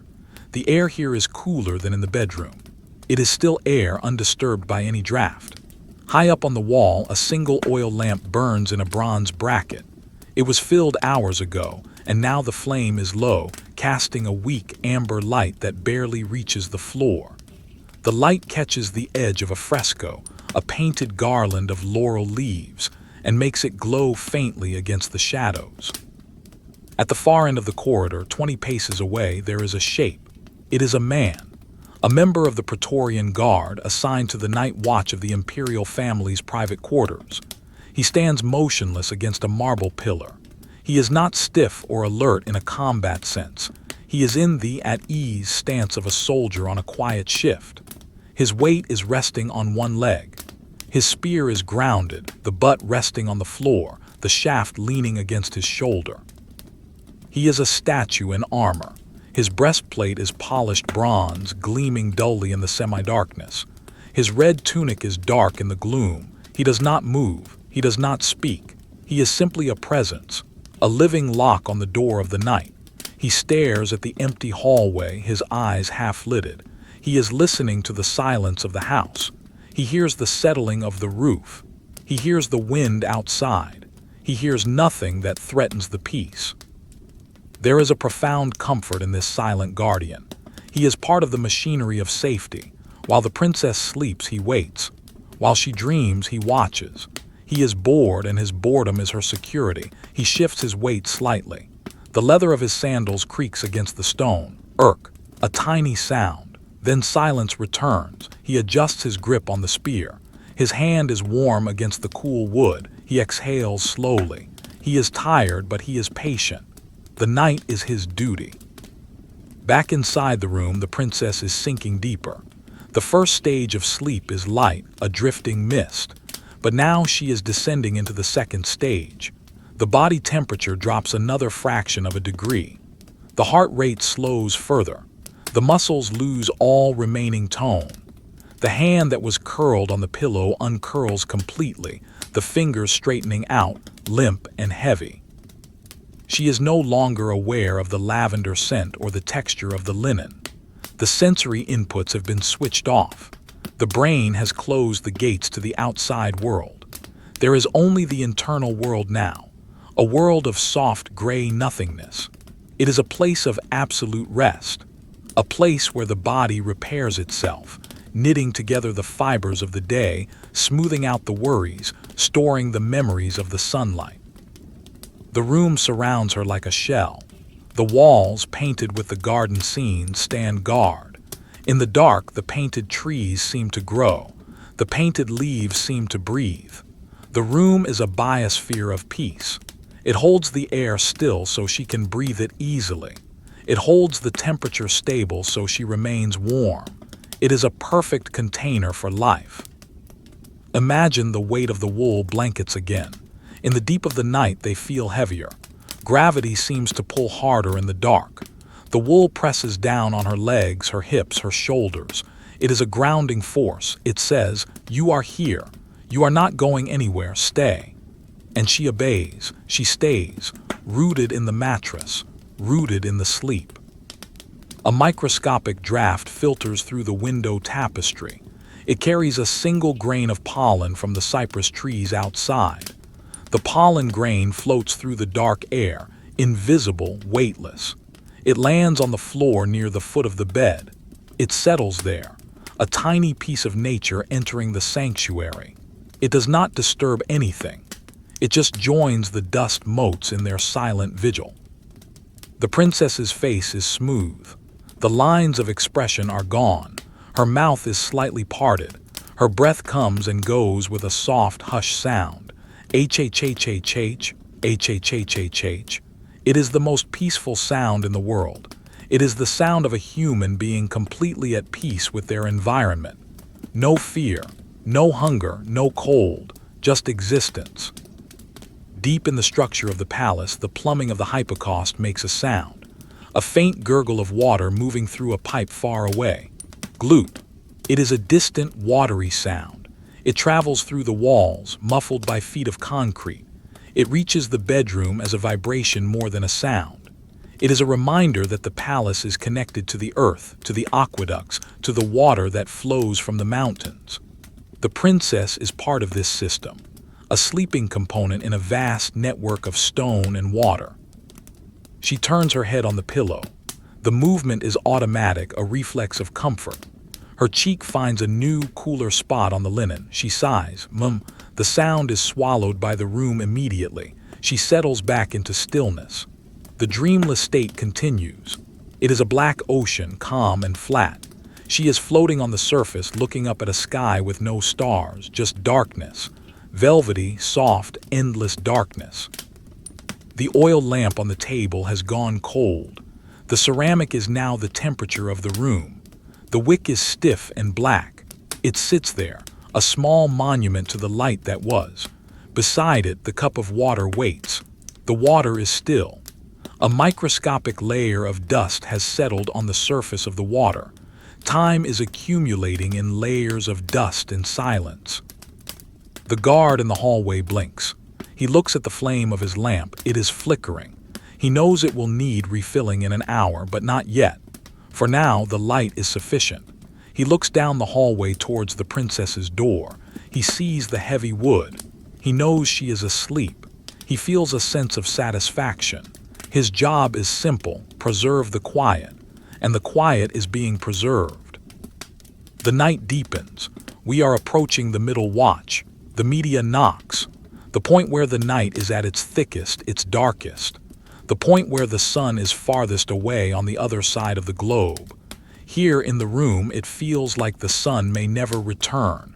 And that is fine.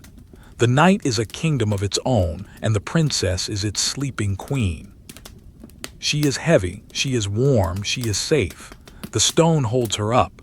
The wool holds her down. The silence holds her together. We leave the hallway and the silent vigil of the guard, drifting back through the heavy oak door, passing through the wood like a shadow, and returning to the interior of the cubiculum. But we do not stop at the bed this time. Instead, we move past the sleeping figure, past the table with the cold lamp, and approach the far wall of the room where the large window opens onto the private terrace. The window is covered by a heavy hanging tapestry, woven from thick wool dyed a deep forest green. It acts as a thermal barrier, keeping the warmth of the room in and the chill of the night out. But there is a small gap at the bottom, a slight imperfection in the way the fabric falls against the stone floor. Through this gap, a thin current of air enters. It is the breath of the garden, cool and smelling of damp earth. Let us slip through this gap and step out onto the terrace. The transition is immediate. The air here is significantly cooler. It is crisp, clean, and carrying the moisture of the dew that has begun to settle on the world. The terrace is a private space, a high balcony perched on the side of the Palatine hill, suspended above the sleeping city. It is paved with travertine stone, a porous, cream-colored rock that feels rough and cold to the touch. In the moonlight, the stone looks like the surface of the moon itself, pitted and pale. The moon is higher now. It sheds a clear, white light over the terrace. It creates sharp, distinct shadows. The shadow of the balcony railing stretches across the floor like a black ladder. The railing is made of wrought iron and bronze, shaped into a pattern of twisting vines. The moonlight catches the high points of the bronze, making them gleam with a dull, metallic luster. These tiny points of light are the only brightness in the scene. On the terrace, there are large terracotta pots. They are heavy, round vessels standing waist-high. Inside them grow the private plants of the princess. There is an oleander bush. Its leaves are long, dark, and leathery. In the daylight, they are stiff and upright. Now in the dark, they seem to droop slightly, conserving their energy. The flowers, pink and white, are closed tight. They are sleeping fists of petals. They have shut themselves against the cold night air. Next to the oleander is a small bay laurel tree. The laurel is sacred in Rome. Its leaves are aromatic. If you were to crush one between your fingers, it would release a sharp, peppery scent. But tonight, no one touches the leaves. They are perfectly still.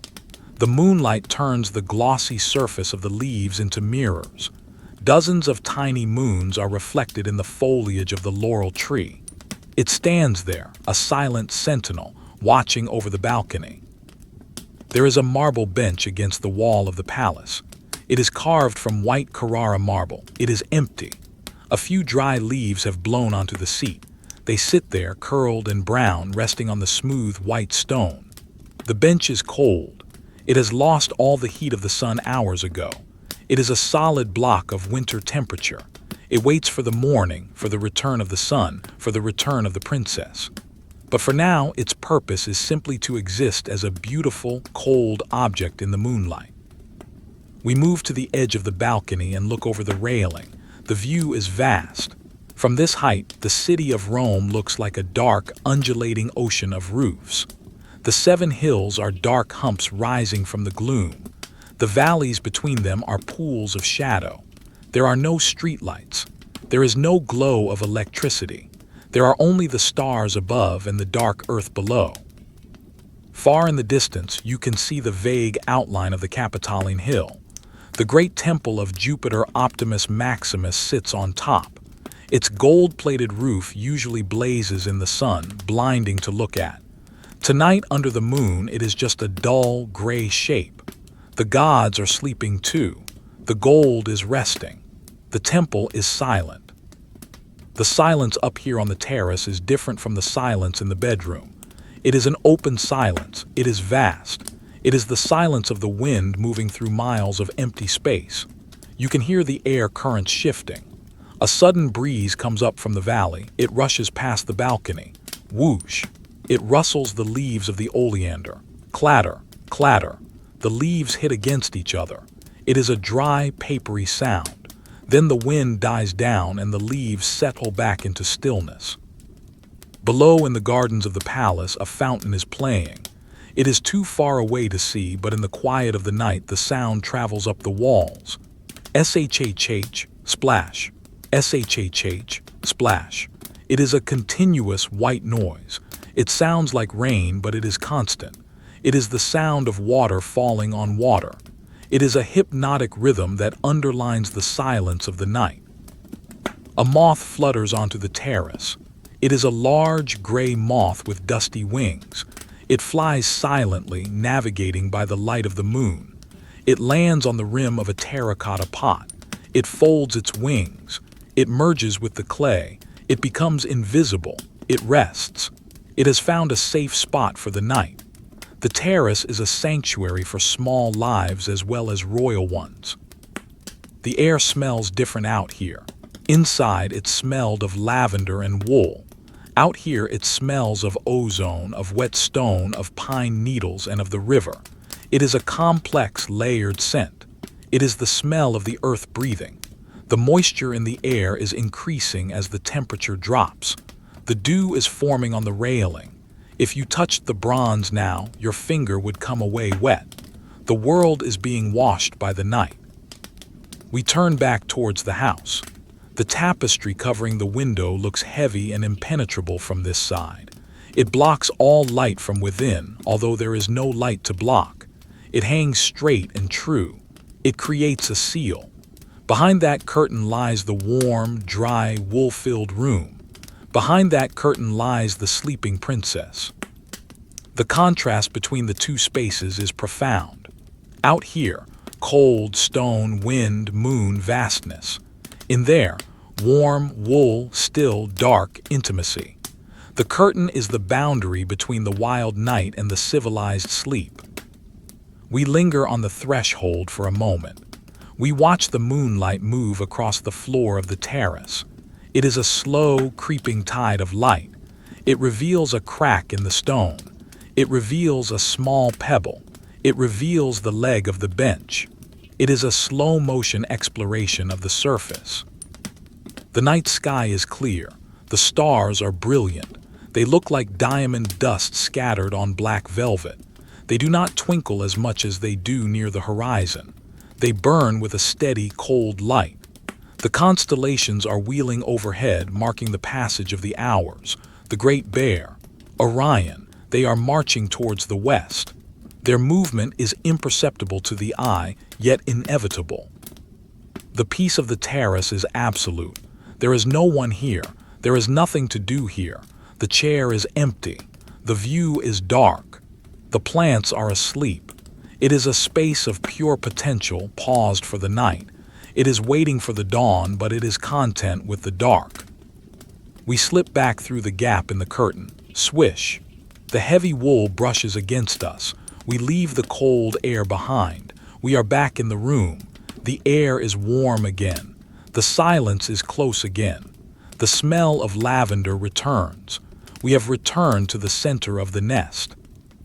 The princess has not moved. She is exactly where we left her. A mound of purple wool, a rhythmic breath. The excursion to the terrace has only confirmed her safety. The world outside is beautiful and cold and empty. The world inside is warm and soft and full. She is in the right place. The room feels even cozier now that we have tasted the night air. The walls seem thicker.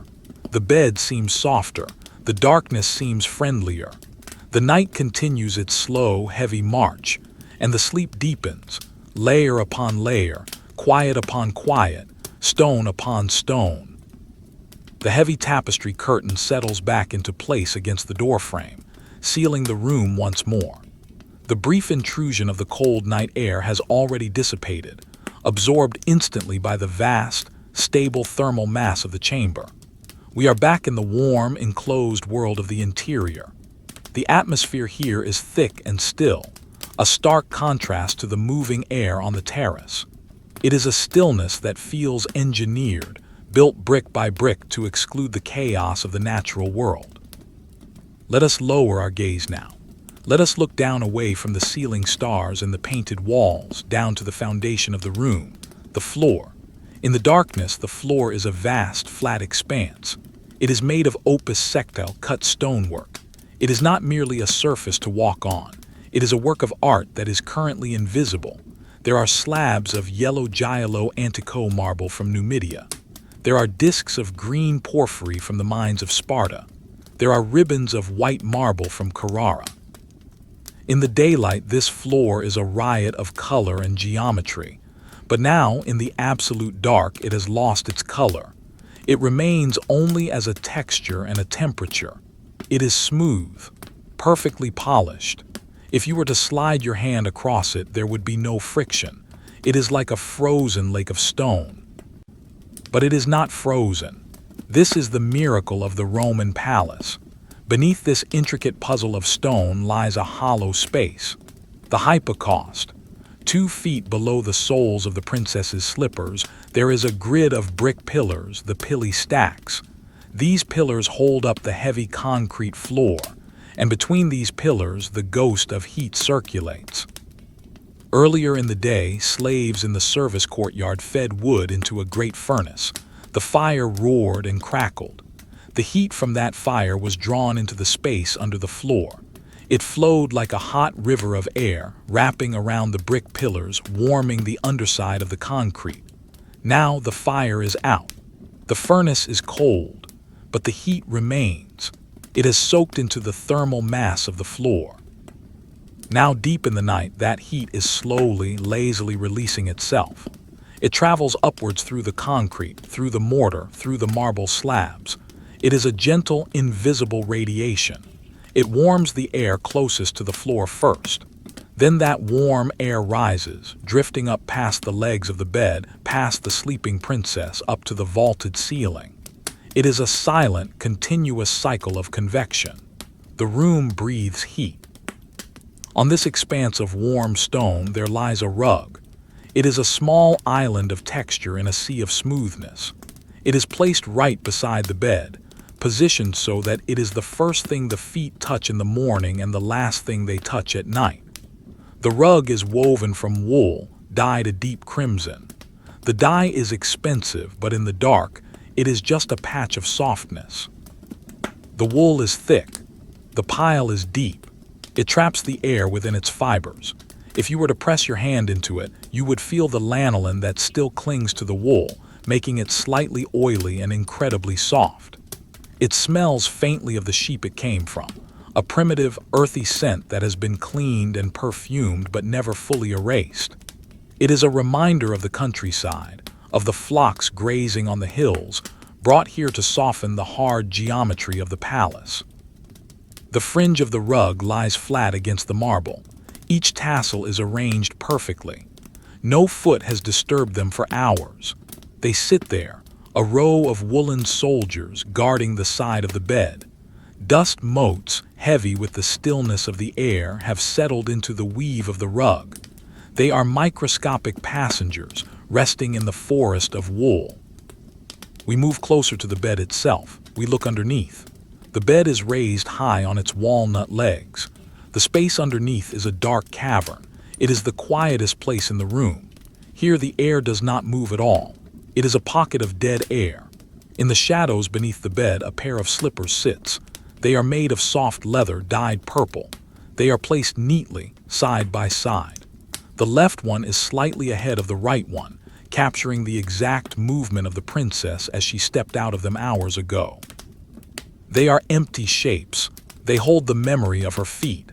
The leather is cooling down, returning to the ambient temperature of the room. They wait. They have no purpose until morning. They are simply objects in repose. Near the slippers, a small dust bunny has formed. It is a tiny gray sphere of fluff. It sits on the marble. It is composed of lint from the blankets, dust from the air, and fibers from the rug. It is a natural creation of the room. In a world of rigid stone and hard lines, the dust bunny is soft and chaotic. It is safe there under the bed. No broom will reach it tonight. The heat from the floor warms the underside of the mattress. The mattress is suspended on a web of ropes stretched across the bed frame. The heat rises through the gaps in the ropes, warming the reeds inside the mattress from below. The princess is sandwiched between warmth. The wool blanket above her traps her body heat. The hypocaust floor below radiates the earth's heat. She is suspended in a thermal equilibrium. This is the height of Roman engineering. Not the aqueducts, not the Colosseum, but this. The ability to make a stone room feel like a womb in the middle of winter. The ability to conquer the cold without smoke or noise in the bedroom. It is a silent victory. The silence here on the floor level is dense. The air is heavier. You can feel the gravity pressing down. The room feels grounded. The furniture, the bed, the table, the chair, the chest, sits heavy on the floor. They are anchored by their own weight. The chest at the foot of the bed is solid cypress wood, filled with linen. It presses down on the mosaic with hundreds of pounds of pressure. It is not going anywhere. It is a permanent fixture in the landscape of the night. The princess shifts in her sleep. A hand slides out from under the covers. It hangs over the edge of the mattress, limp and relaxed. Her fingers dangle in the empty air. They are inches above the rug. The air around her hand is slightly cooler than the air inside the bed.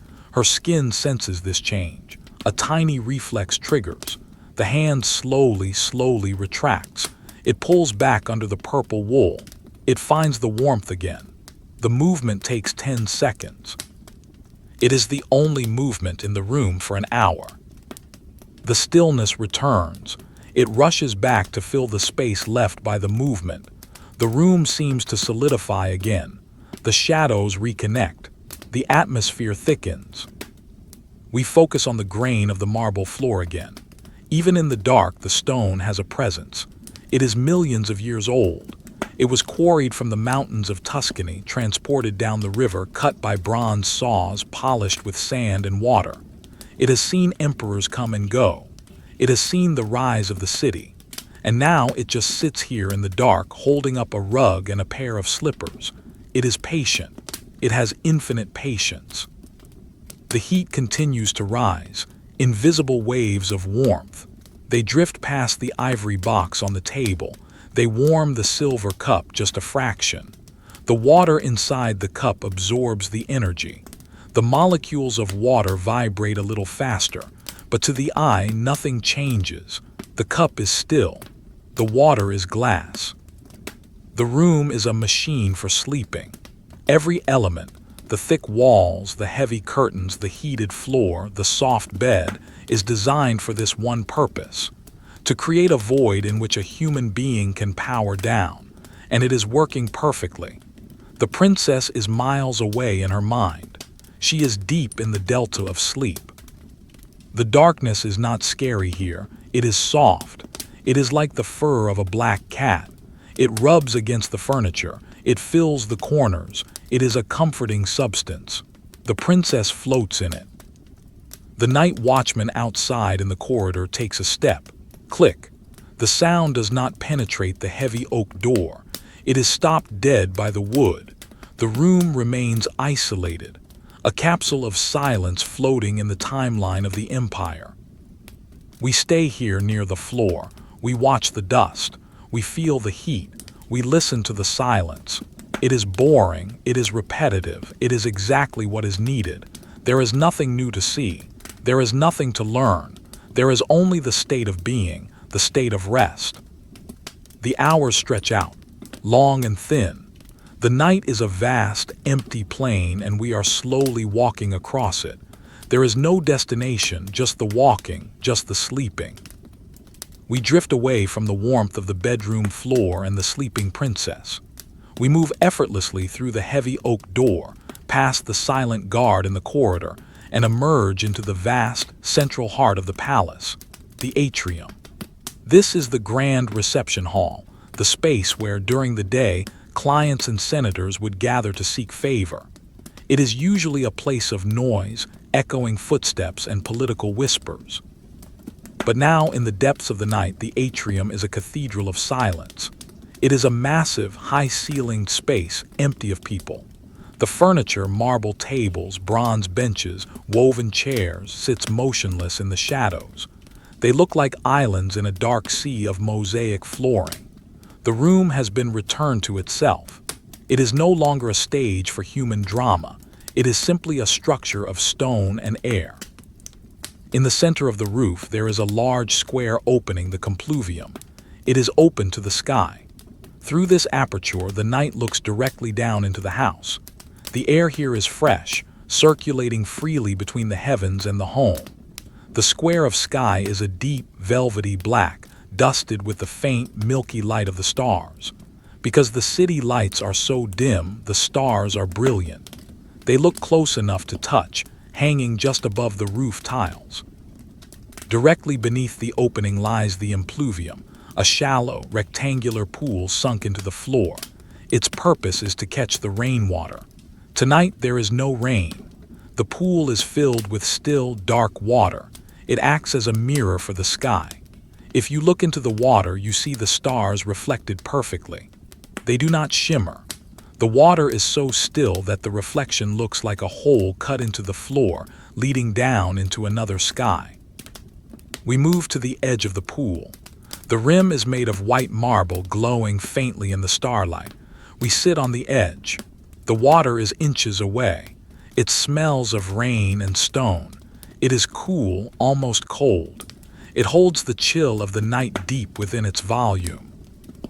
A single leaf from the garden has blown onto the roof and fallen through the opening. It rests on the surface of the water. It is a dry, brown leaf. It curls up at the edges like a tiny boat. It does not move. The tension of the water holds it up. It casts a tiny shadow on the bottom of the pool.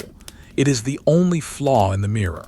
It floats there, a small voyager in a small ocean. Surrounding the pool are the columns of the atrium. They are tall, fluted pillars of colored marble, red from Egypt, green from Greece. In the dark, they lose their color and become soaring gray trunks of stone. They hold up the heavy roof beams. They stand in perfect formation, silent sentinels that have not moved an inch since the day they were set. They are the bones of the house. They feel solid, reliable, eternal. In the corner of the atrium stands the lararium, the household shrine. It is built to look like a miniature temple, complete with tiny columns and a pediment. Inside the niche stand the small bronze statues of the Lares and Penates, the guardian spirits of the family and the pantry. We approach the shrine. The oil lamp that usually burns here has been extinguished for the night. The gods are in shadow, but we can see their outlines. There is a small statue of a dancing lar holding a drinking horn high. There is a statue of an ancestor wearing a toga, his face stern and wise. In the daylight, they are objects of worship. In the night, they are simply small metal figures. They are cold to the touch. The bronze has a dark patina, smooth and cool. They stand there watching the empty room. They do not sleep. They are the silent witnesses of the family's history. They have watched generations of this family sleep, wake, live, and die. They are not impatient. They have all of time. There is a comfort in their presence. The princess sleeping in the other room is under their protection. It is a superstitious safety, perhaps, but it is a psychological one. The house feels occupied by these silent spirits. It is never truly empty. The silence in the atrium is different from the bedroom. It is an echoing silence. If you were to drop a pin here, the sound would ring out, bouncing off the hard stone walls and the water. But there are no pins dropping. There is only the vast, hollow quiet. It feels spacious. It feels airy. High up in the shadows of the roof beams, a spider has built a web. It spans the corner between a beam and a wall. It is a masterpiece of engineering. In the faint light, the silk threads are invisible. The spider sits in the center, motionless. It is waiting. It is patient. It is part of the ecosystem of the house. The palace is large enough to contain many worlds: the world of the princess, the world of the guard, the world of the spider. They all exist in parallel, silent orbits. The air in the atrium shifts slightly. A draft comes down from the roof opening. It is a column of cold air sinking into the warmer house. It spreads out across the floor, invisible and silent. It touches the base of the columns. It touches the edge of the shrine. It brings with it the smell of the night, ozone and distant wood smoke. It refreshes the stagnant air of the interior. The house is breathing. Inhale through the roof. Exhale through the corridors.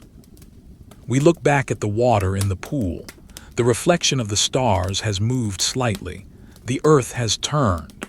The constellation of Orion has shifted to the right. The water tracks this movement perfectly.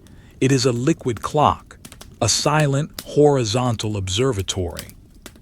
There is a sense of immense scale here. The atrium is built to impress, to show power. But at night, stripped of people, it just shows peace. The power is resting. The ambition is asleep. There is only the architecture, stone on stone, water in stone, air above stone. We can imagine the servants waking up in a few hours before dawn to sweep this floor. They will use brooms of birch twigs. Swish, swish. They will skim the leaf off the water. They will light the fire in the shrine. But that is hours away. That belongs to the future. The present moment is suspended. The darkness here is not absolute like in the bedroom. It is a gray, milky darkness, illuminated by the starlight. It allows us to see the shapes of the room, but not the details. The frescoes on the walls are just dark rectangles. The faces of the ancestors are just shadows. The room is a sketch of itself, a dream of a room. We sit on the marble bench near the wall. The stone is cold and hard. We lean back against the plaster wall. We watch the square of sky. We watch the water. We listen to the nothingness. It is boring. It is wonderfully, beautifully boring. There is nothing to fix. There is nothing to decide. The atrium exists without us. It will exist tomorrow. It will exist in 1,000 years as a ruin, perhaps, but the stone will remain. This sense of permanence is the ultimate sedative.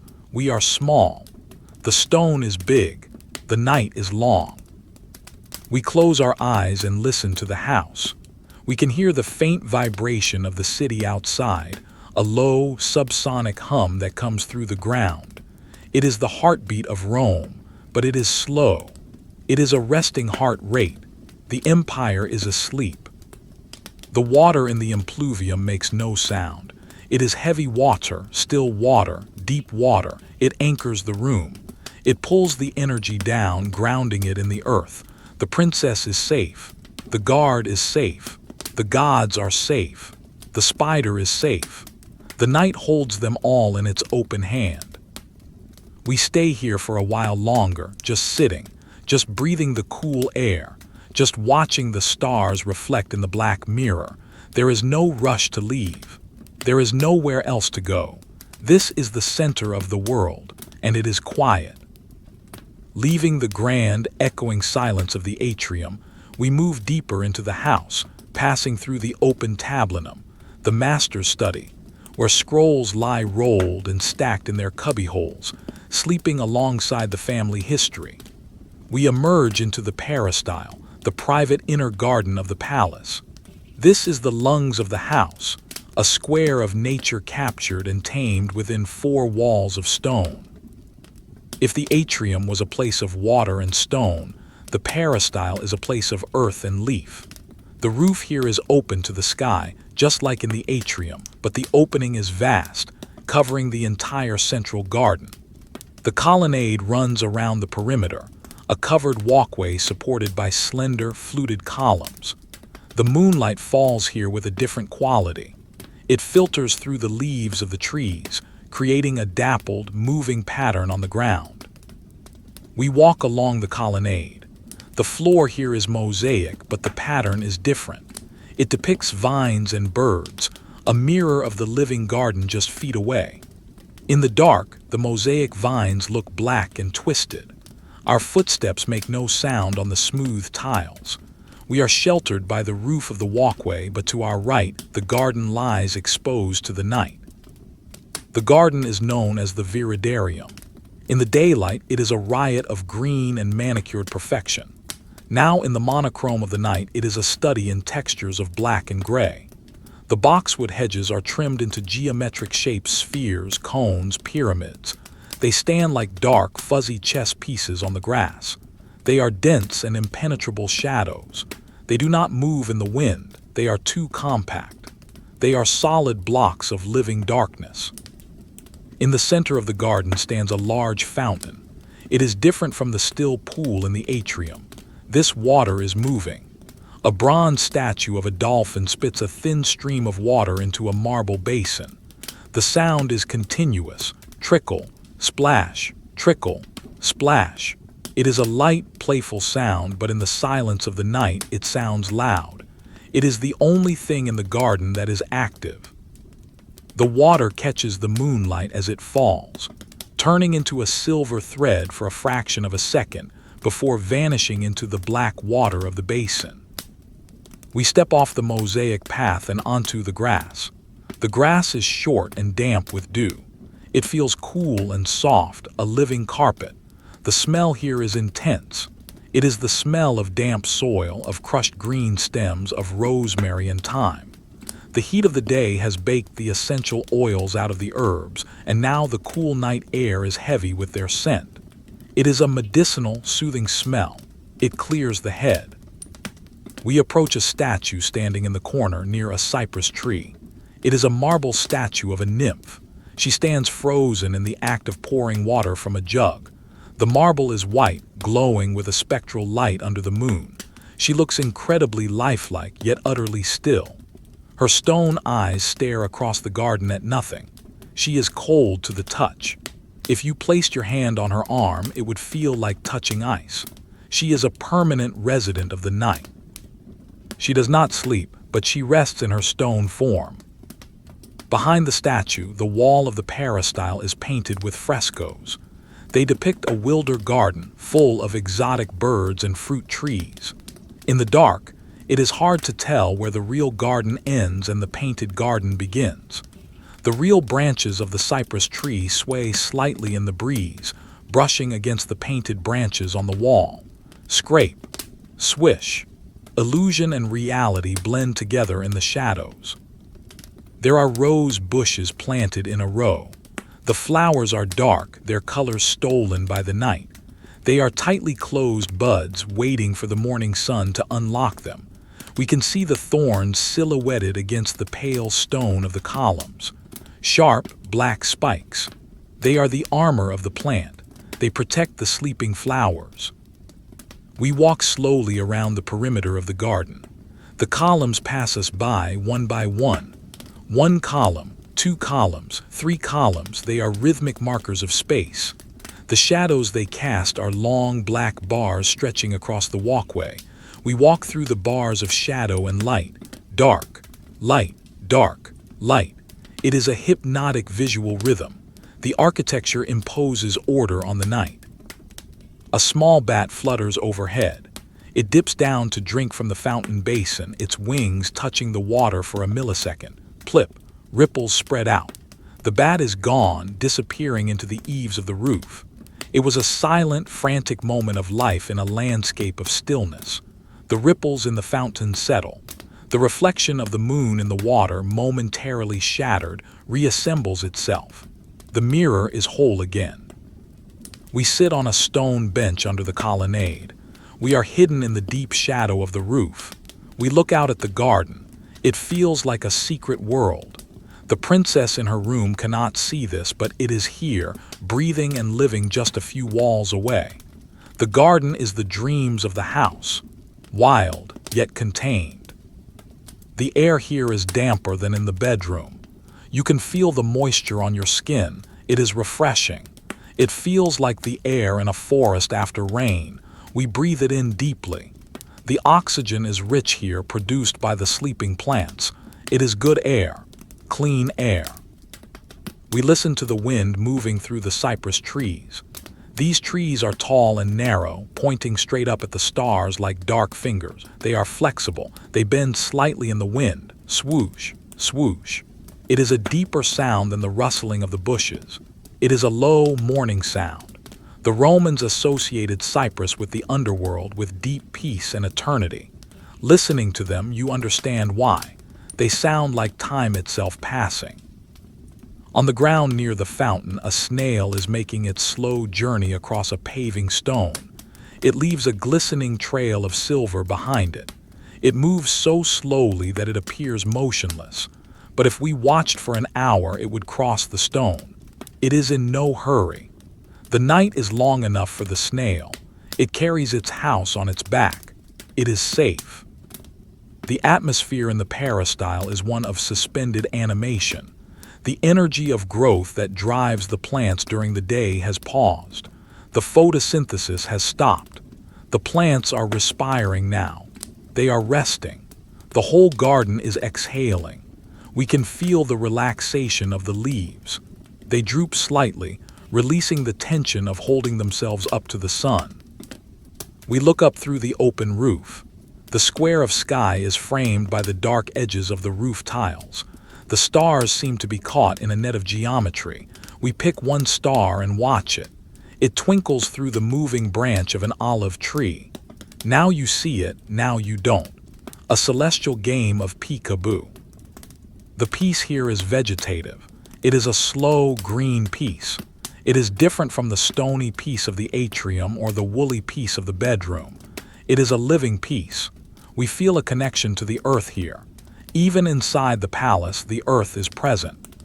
The soil in the flower beds is dark and rich. It holds the roots of the plants tight. We lean back against the stucco wall. The plaster is cool and slightly rough. We close our eyes and just listen. The fountain trickle, splash. The cypress swoosh, swoosh. The crickets chirp, chirp. It is a soundscape of the night. It is consistent. It does not change. It loops over and over. It is a natural lullaby. There is no danger here. The walls are high. The gates are locked. The garden is a sanctuary within a sanctuary. We are safe to just sit and be. We are safe to let our minds wander among the shadows, to imagine the roots growing in the dark, to imagine the water flowing in the pipes, to imagine the stone enduring. The night deepens. The moon moves higher, shortening the shadows of the columns. The light becomes harder, more silver. The garden looks like it is carved from ice and obsidian. It is a frozen beauty. We stay here for a while, just breathing, just watching, just waiting. The garden sleeps, and we sleep with it. We step silently from the damp, organic air of the garden colonnade through a narrow doorway and into the bibliotheca, the private library of the palace. The transition is stark. The air here is aggressively dry. It hits the back of the throat with a dusty, parchment-like quality. This room is a humidity-controlled environment, engineered centuries before modern climate control, designed solely to protect the fragile skin of history from the moisture of the Roman night. The room is small, windowless, and enclosed. It feels like a capsule buried deep within the house. The walls are lined from floor to ceiling with armaria, wooden cupboards made of rich, aromatic cedar. The wood is not polished to a shine but left matte and raw to allow the natural oils to breathe. The scent is overwhelming in the best way possible. It smells of sharp resin, of ancient forests, of pencils and dry needles. This scent is a natural preservative, a chemical barrier against the insects that would feast on the words of the poets. Inside the honeycomb of shelves rest the scrolls, volumina, hundreds of them. They are stacked horizontally, their round ends facing outward like rows of eyes staring into the dark. Each scroll is a rolled-up universe. There are histories of wars fought 500 years ago. There are treatises on agriculture. There are poems about love and death. But tonight they are all equal. They are just objects, cylinders of papyrus sleeping in wooden cradles. We move closer to one of the shelves. The light from the atrium does not reach here. The darkness is absolute, a thick, ink-like blackness that suits a room full of ink. But in our mind's eye, we can see the details. We can feel the texture of the space. We reach out a hand, ghostly and light, and brush against the end of a scroll. It is a wooden rod, the umbilicus painted red. Attached to it is a small tag of vellum, the titulus, which dangles down. It bears the name of the author, Livy. The tag is dry and brittle. If we flicked it, it would make a tiny, paper-thin sound. Tick. We do not flick it. We leave it hanging motionless. The silence in the library is different from the rest of the house. It is a dense, intellectual silence. It feels heavy, as if the millions of words contained in this room have a physical weight. The air is pressurized by thought, but it is sleeping thought. The arguments of the philosophers are suspended. The rhetoric of the senators is paused. There is no debate here tonight, only the peace of storage. In the center of the room stands a reading table. It is a solid block of oak. On it lies a scroll that was left open earlier in the day. A bronze paperweight shaped like a sleeping lion holds the edge of the papyrus down. The lion is heavy, pressing the fibers flat against the wood. The scroll is unrolled to a section on astronomy. A diagram of the planets is drawn in fine black ink, circles within circles. In the dark, the diagram is invisible, but the geometry remains. The planets on the page are fixed in their orbits, waiting for the eye of the reader to set them in motion again. We listen to the room. There is a sound here, a very faint rhythmic sound, tick, tick, tick. It is not a clock. The Romans did not have ticking clocks. It is a death watch beetle tapping inside one of the wooden shelves. A tiny, microscopic life burrowing into the history. It is a slow, monotonous sound. It emphasizes the stillness of everything else. The beetle works in the dark, ignorant of the empire, ignorant of the princess. It is just living its tiny, boring life in the corner of a bookshelf. The floor of the library is covered in a thick woolen rug, darker and coarser than the one in the bedroom. It muffles footsteps completely. It absorbs sound. It makes the room feel padded, insulated. We sit on the rug, leaning our back against the cedar cabinets. The wood is hard and flat against our spine. We feel the solidity of the knowledge behind us. We are supported by the classics. The air is so dry that our skin feels tight. We breathe in the cedar dust. It coats the inside of our nose. It is a cleansing smell. It feels antiseptic. It purifies the mind. In this room, there are no emotions. There is only data, facts, lists, names. It is a very restful place for a tired mind. There is no need to feel anything here. You only need to know. And tonight, you don't even need to know. You can just forget. We imagine the papyrus itself, harvested from the marshes of the Nile Delta, sliced into strips, soaked, pressed, dried in the Egyptian sun, transported across the Mediterranean Sea, sold in the markets of Rome, written upon by a scribe with a reed pen, and now resting here on a shelf in the dark. The journey of the object is complete. It has reached its final destination. It is at rest. There is a bust of Homer in the corner on a marble pedestal, the blind poet. His stone eyes are carved without pupils. He stares into the darkness, seeing what we cannot see. He looks patient. He has been waiting for 1,000 years. A little dust has settled on his stone brow. It looks like gray powder. No one has dusted him today. It adds to the sense of stillness. Time is accumulating on his face. We think about the ink, atramentum, made from soot and gum Arabic. It is carbon, eternal. The words on these scrolls will outlast the princess. They will outlast the palace. There is a strange comfort in that. We are transient, the words are permanent. We can sleep because the words will remember everything for us. We do not need to hold the world in our memory tonight. The library is holding it. We rest our head against the wood. The smell of cedar is hypnotic. It acts like a sedative. It slows the breathing. Inhale cedar, exhale dust. The cycle is slow. The death watch beetle taps its rhythm. Tick, tick, tick. It is the metronome of the library. There are no windows here. No moonlight enters. This room is a capsule of pure darkness. It is a void. We float in the void, surrounded by the spirits of the past, but they are quiet spirits. They do not haunt, they just exist. They are shelved, categorized, organized. Order is peace. The scrolls are in alphabetical order. The history is in chronological order. The universe is sorted. We feel a sense of heaviness in our limbs. The gravity in the library feels stronger than in the garden. The weight of the books presses down on the air. It presses us down into the rug. We feel flattened, two-dimensional, like a drawing on a page. We are becoming part of the archive, a footnote in the night. We stay here for a long time, just sitting in the dark, smelling the wood, listening to the beetle. It is incredibly boring, and that is why it is perfect. There is no stimulation, no color, no movement, no light, just the dry, dusty, scented dark. The mind has nothing to grab onto, so it lets go. It slips off the edge of thought. It falls into the gap between the shelves. The scroll on the table lies flat. The lion weight presses down. The ink waits. The cedar breathes. The princess sleeps in her room, and her knowledge sleeps here. Everything is safe. Everything is preserved. The night wraps around the library like a leather cover on a book.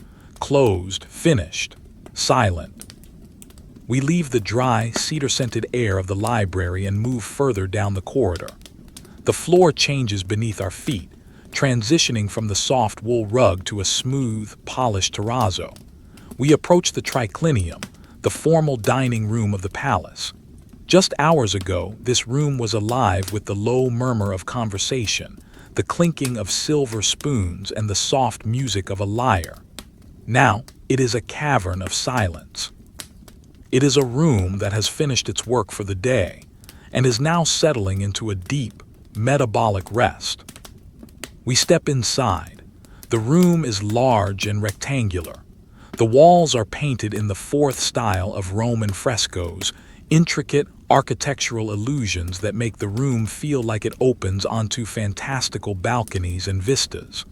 But in the dark, these illusions collapse. The painted columns fade into the real shadows. The walls just look dark and enclosing. In the center of the room, arranged in a U-shape, stand the three great dining couches, the lecti.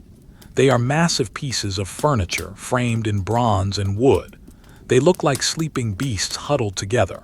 The mattresses are covered in heavy tapestries woven with gold thread. In the faint light filtering in from the peristyle garden, the gold thread glints dully. It does not sparkle, it smolders. We move closer to the central couch, the place of honor. The cushions here are still slightly depressed, holding the faint imprint of the bodies that reclined here earlier. But the warmth is gone. The silk covers are cool to the touch. We run a hand over the fabric. It is smooth, slippery, and cold. It makes a whispering sound against the skin. SHHH. The air in this room is different from the rest of the house. It holds a complex, layered scent. It is the olfactory memory of the evening meal. There is the sweet, heavy smell of spilled wine that has dried on a table. There is the sharp, resinous smell of the pitch used to seal the wine jars. There is a faint, lingering trace of roasted cumin and lovage. And underneath it all, the smell of beeswax polish used on the wooden tables. It is a warm, savory smell. It triggers a feeling of satiety, of fullness. It is the smell of a hunger that has been satisfied. It makes the eyelids heavy. It signals to the body that the fuel has been consumed, and now it is time to digest, to rest, to sleep. In the center of the U-shaped arrangement stands the mensa, the low serving table. It is a round slab of African marble, dark and veined with white. It looks like a frozen planet. It is empty now, wiped clean by the efficient hands of the servants. The surface is perfect, reflective glass. We look at the reflection on the table. We see the vague outline of the ceiling beams above, dark bars against a darker background. On a side table pushed against the wall sits a silver pitcher that was missed by the cleanup crew. It is a tall, elegant vessel with a handle shaped like a curving snake.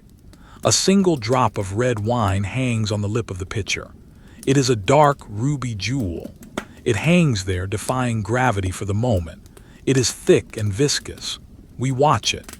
It does not fall. It has dried in place, suspended in time. The floor of the triclinium is a mosaic masterpiece. It depicts a scattering of flowers and food, a playful Roman tradition known as the unswept floor. But tonight, the mosaic food looks ghostly. A mosaic fish skeleton, a mosaic grape stem. In the shadows, they look like fossils buried in the floor. We walk over them. They are smooth and hard. The floor is cold, drawing the heat out of the air. The silence here is hollow. Because the room is large and furnished with hard surfaces, sound decays slowly. We breathe out and the sound of our breath seems to hang in the air for a second before fading. H-H-H-H-H. The room amplifies the quiet. It feels spacious and empty. A vacuum waiting to be filled, but not until tomorrow. We sit on the edge of one of the couches. The bronze frame is cold against our legs. We look around the room. The shadows are deep in the corners. They look like velvet curtains draped over the architecture. There is no movement, no mice, no insects. The room is sealed tight. Through the wide doorway, we can see the columns of the peristyle garden again. They look like white bones in the moonlight. The connection between the dining room and the garden is seamless. The smell of the damp earth outside mixes with the smell of the beeswax inside. It creates a heavy, drowsy atmosphere. It is hard to keep our eyes open here. The room demands lethargy. We imagine the princess reclining here earlier. We imagine the slow pace of the meal. The Romans did not rush eating. It was a 3-hour affair. A slow, deliberate consumption. That slowness still hangs in the room. The energy here is leisurely. It is the opposite of urgent. We look at a fresco on the wall depicting a bowl of fruit. Pears, apples, figs, they are painted with such realism that they look edible, but they are trapped in the plaster. They will never rot. They will never be eaten. They are eternal fruit, resting in their painted bowl forever. It is a peaceful thought to be still, to be perfect, to never change. A draft moves the heavy curtain at the entrance. The bronze rings on the curtain rod clink together. Chink. A tiny metallic sound. It rings out clearly and then dies instantly. It emphasizes how quiet it is. The curtain settles. The stillness returns, heavier than before. We lean back against the cushions of the couch. We sink into them. They are soft, filled with feathers. We feel the luxury of the Roman aristocracy. The comfort is engineered to keep the body relaxed for hours. We could fall asleep here easily. The smell of the wine is intoxicating. The darkness is wrapping around us. The table is empty, the pitcher is still. The mosaic floor is cold. The painted fruit is sleeping. The room is a shell of memories, echoing with the silence of the night. We stay here for a moment, just breathing in the savory air. Feeling the cold bronze, watching the shadows. It is boring. It is a room doing nothing. And that is exactly what we need. A space of zero activity, a space of pure rest. The night presses against the windows. The moon moves across the sky. The shadows on the floor shift an inch to the right. The earth turns. The room waits. The princess sleeps in her bed, and her dining room sleeps with her. Everything is finished. The feast is over. The guests are gone. The lights are out. There is only the dark and the smell of wax and the quiet. We drift away from the grand, polished silence of the dining room, moving through a narrow service corridor that leads into the belly of the palace. The floor changes beneath our feet again. The intricate mosaic gives way to simple, sturdy brick paving. We are entering the culina, the kitchen. This is the engine room of the house, the place of noise and heat and chopping and boiling during the daylight hours. But now, it is the quietest, darkest room of all. We step inside. The air here is thick and warm. It is a dry, smoky heat that clings to the walls. The smell is distinct and ancient. It smells of carbonized wood, of gray ash, of toasted grain and dried rosemary. It is a heavy, comfortable scent. It feels like entering a cave where a fire has recently burned down. It wraps around us like a warm, rough blanket. The room is illuminated only by the faint, red glow of the focus, the masonry stove. It is a long, waist-high brick counter built against the wall. Beneath the arches of the stove, the fires that cooked the evening meal have been banked for the night. The servants have covered the coals with a thick layer of gray ash to preserve the heat until morning. We move closer to the stove. In the darkness, the mound of ash looks like a miniature gray mountain range. Here and there, a tiny crack in the ash reveals the deep, pulsing red of the embers underneath. It is a faint, rhythmic glow. It pulses like a slow heartbeat. Glow, fade, glow, fade. It provides just enough light to see the outline of the bricks. The heat radiating from the stove is gentle now. It touches our face.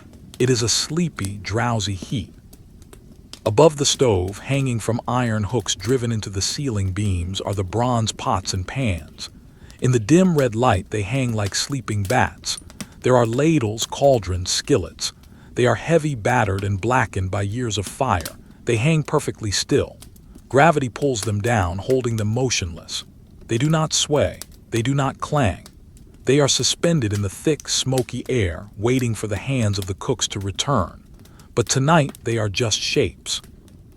Dark metal silhouettes against the dark wood ceiling. We look at the work table in the center of the room. It is a massive slab of oak, scarred by thousands of knife cuts. It has been scrubbed clean with sand and water. The wood is pale and smooth to the touch. It feels cool, a contrast to the warm air. We run a hand over the surface. We can feel the history of the kitchen in the grain of the wood. The grooves, the dents, the smooth patches. It is a map of labor now resting. In the corner, there is a large stone mortar and pestle. The mortar is made of heavy basalt, dark and porous. The pestle rests inside it. It sits there, stone against stone. It is a tool of crushing, of grinding, of noise. But now it is a monument to stillness. It looks incredibly heavy. It looks like it has grown out of the floor.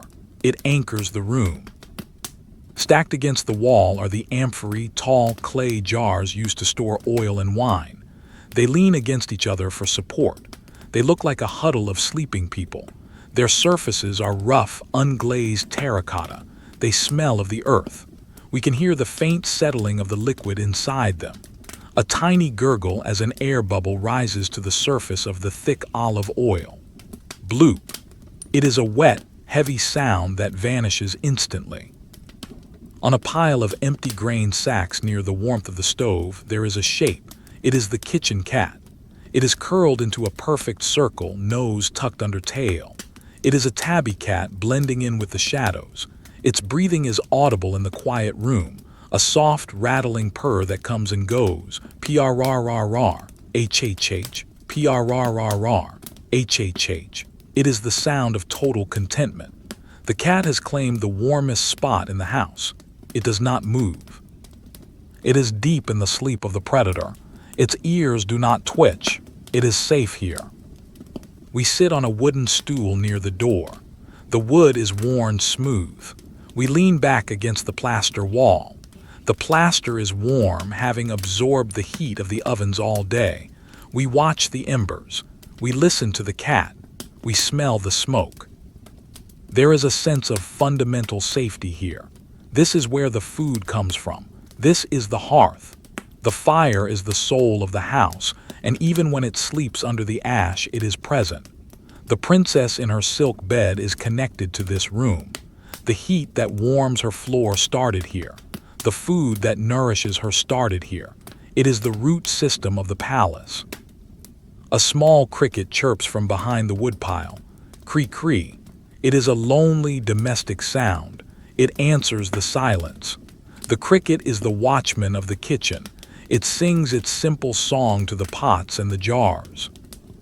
The shadows in the kitchen are softer than in the rest of the house. The soot on the walls absorbs the light, making the darkness feel fuzzy and indistinct. The corners of the room are lost in a black fog. We feel hidden here. It is a secret place, a place of utility, not beauty. And there is a relaxation in that. We do not need to admire anything. We just need to be warm. We watch a single flake of ash float up from the stove on a thermal current. It rises slowly, spinning gently. It looks like a gray snowflake. It drifts up towards the ceiling, catches a draft, and settles on the rim of a bronze pot. It lands without a sound. It is a tiny addition to the layers of time in the room. The heaviness of the air makes our own breathing slow down. We breathe in the wood smoke. It feels grounding. It reminds us of campfires, of ancient nights. It is a primal smell. It speaks to the oldest part of the brain. The fire is safe. The cave is warm, sleep. The cat stretches one leg out, extending its claws for a second, then relaxes again. It sighs. A little puff of air. It sinks deeper into the grain sacks. It is the picture of relaxation. We envy the cat. We mimic the cat. We let our shoulders drop. We let our head tilt back. The kitchen is a room of textures: rough brick, smooth wood, cold iron, warm ash, soft fur, hard stone. In the dark, we feel these textures with our mind. They build a world that is solid and real. A world that does not dissolve when we close our eyes. The embers glow a little brighter for a second as a draft hits them, then fade back to dull red. The pulse continues. The heart of the house beats slow and low. The night is long. The fire is banked. The work is done. The kitchen sleeps. And we sit in the warm, smoky dark, listening to the purr, feeling the peace of the ashes. It is boring. It is simple. It is enough. We leave the warm, glowing embers of the kitchen behind. We step quietly past the sleeping cat and move towards a heavy, low door at the back of the service area. This is the entrance to the area, the main pantry and storeroom of the palace. It is a room built for preservation, designed to keep the harvest of the empire safe from the heat and the light. We push the door open. It swings on heavy iron hinges, creak. The sound is low and dull. We step inside. The temperature drops immediately. If the kitchen was a warm cave, this is a cool cellar. The floor here is not paved with brick or marble, but with packed earth. It is hard, dry, and cool. It smells of the ground itself. The air is still and heavy, carrying the complex, mingled scents of 1,000 different ingredients. We stand in the darkness and breathe in. The smell is rich and comforting. It smells of dried apples, their sweetness concentrated by time. It smells of braids of garlic hanging from the rafters, sharp and pungent. It smells of dusty sacks of wheat and barley. It is the smell of plenty. It is the smell of safety. It tells the primitive part of the brain that there will be food tomorrow and the day after and the day after that. The room is lined with sturdy wooden shelves. In the shadows, we can see the shapes of the stored goods. There are rows of round cheeses wrapped in cloth and aging slowly in the dark. They sit there like small, pale moons. They are hardening, maturing, waiting. On the floor, half buried in a bed of clean river sand, stand the great amphorae. These are the giants of the pantry. Some hold olive oil from Spain. Some hold wine from Falernum. Some hold garum, the fish sauce that seasons every Roman meal. The sand keeps them upright and keeps them cool. They look like a silent army of clay soldiers standing at attention in the dark. We move closer to one of the oil jars. It is cool to the touch. The terracotta is porous and rough. We can feel the weight of the liquid inside. It is heavy, dense oil. It does not move. It sits in the bottom of the jar, thick and golden. The oil is sleeping. The olives that grew in the sun months ago are now resting here in the cool dark. Above us, hanging from hooks in the ceiling beams, are bunches of dried herbs: oregano, mint, thyme, sage. They are dry and brittle. If we brushed against them, they would crumble into aromatic dust. But we do not touch them. We let them hang. They cast spidery shadows on the walls. They look like upside-down trees in a forest of shadows. There is a basket of walnuts in the corner. The shells are hard and wrinkled. They sit in a chaotic pile. In the silence, we can almost imagine the sound of them tumbling together. Clatter, clack. But now they are still. Each nut is a sealed wooden box containing a seed, a tiny packet of energy locked away for the winter. The silence in the pantry is a dead silence. There are no hard surfaces to echo sound. The sacks of grain and the wooden shelves absorb all noise. It is a muffled, padded room. We feel like we are wearing earplugs. The quiet presses against our ears. It is very peaceful. We look at a sack of flour leaning against the wall. It is made of coarse burlap. It is slumped over, heavy and soft. A fine dusting of white flour covers the floor around it. In the dark, the flour looks like snow. It is a soft, powdery texture. We imagine plunging a hand into the sack. The flour would feel cool and silky. It would coat the fingers. There is a shelf dedicated to jars of honey. They are sealed with wax. The honey inside is amber and viscous. It is crystallized sugar, the captured sunlight of 1,000 bees. It sits there, preserved forever. Honey does not spoil. It waits. It is patience in a jar. We lean against a wooden pillar that supports the roof. The wood is old, dry, and splintery. We feel the solidity of the structure. The pantry is the anchor of the house. While the princess sleeps in luxury upstairs, this room sits down here in the dark, holding the fuel for her life. It is a humble room, but an essential one. A small spider lowers itself on a silk thread from a rafter. It hangs in the air between two jars of pickles. It stops. It spins slowly. It climbs back up. It is checking its territory. The pantry belongs to the spider as much as it belongs to the emperor. The darkness here is absolute. There are no windows. No moonlight enters here. We are deep inside the architecture. We are in the earth. The feeling is one of being buried, but in a good way. Buried like a seed. Buried like a treasure. We listen to the grain. Can you hear it? The millions of tiny kernels of wheat in the sacks. They settle. Microscopic movements. SHHH. A sigh of the harvest. It is the sound of the earth resting.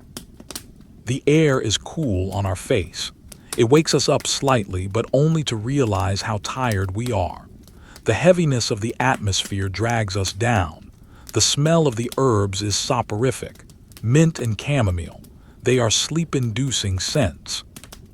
We sit on an empty crate in the middle of the aisle. We are surrounded by food. We are surrounded by the labor of the fields, but the labor is finished. The harvest is in. The doors are locked. There is nothing left to do but wait for the morning.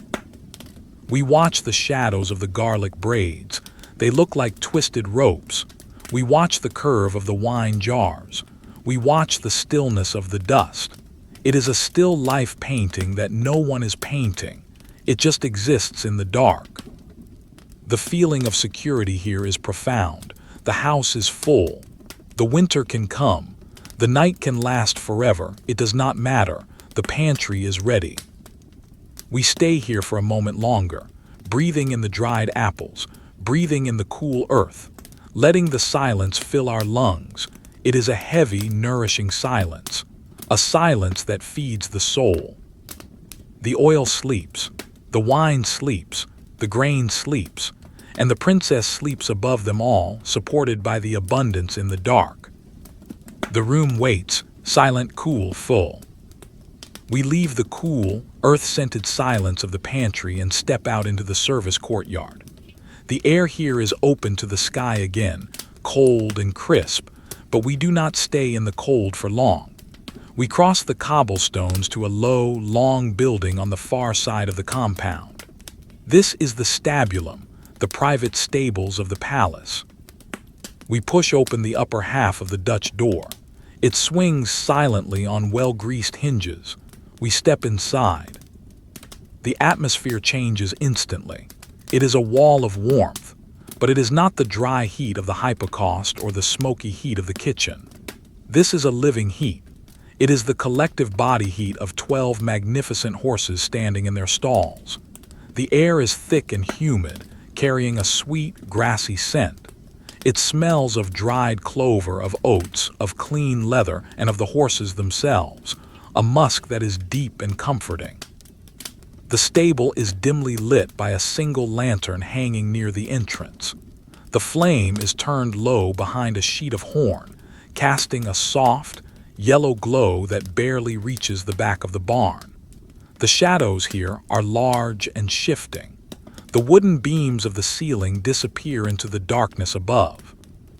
We walk down the central aisle. The floor is covered in a thick layer of fresh straw. Our footsteps are completely silenced by the bedding. Crush, crush.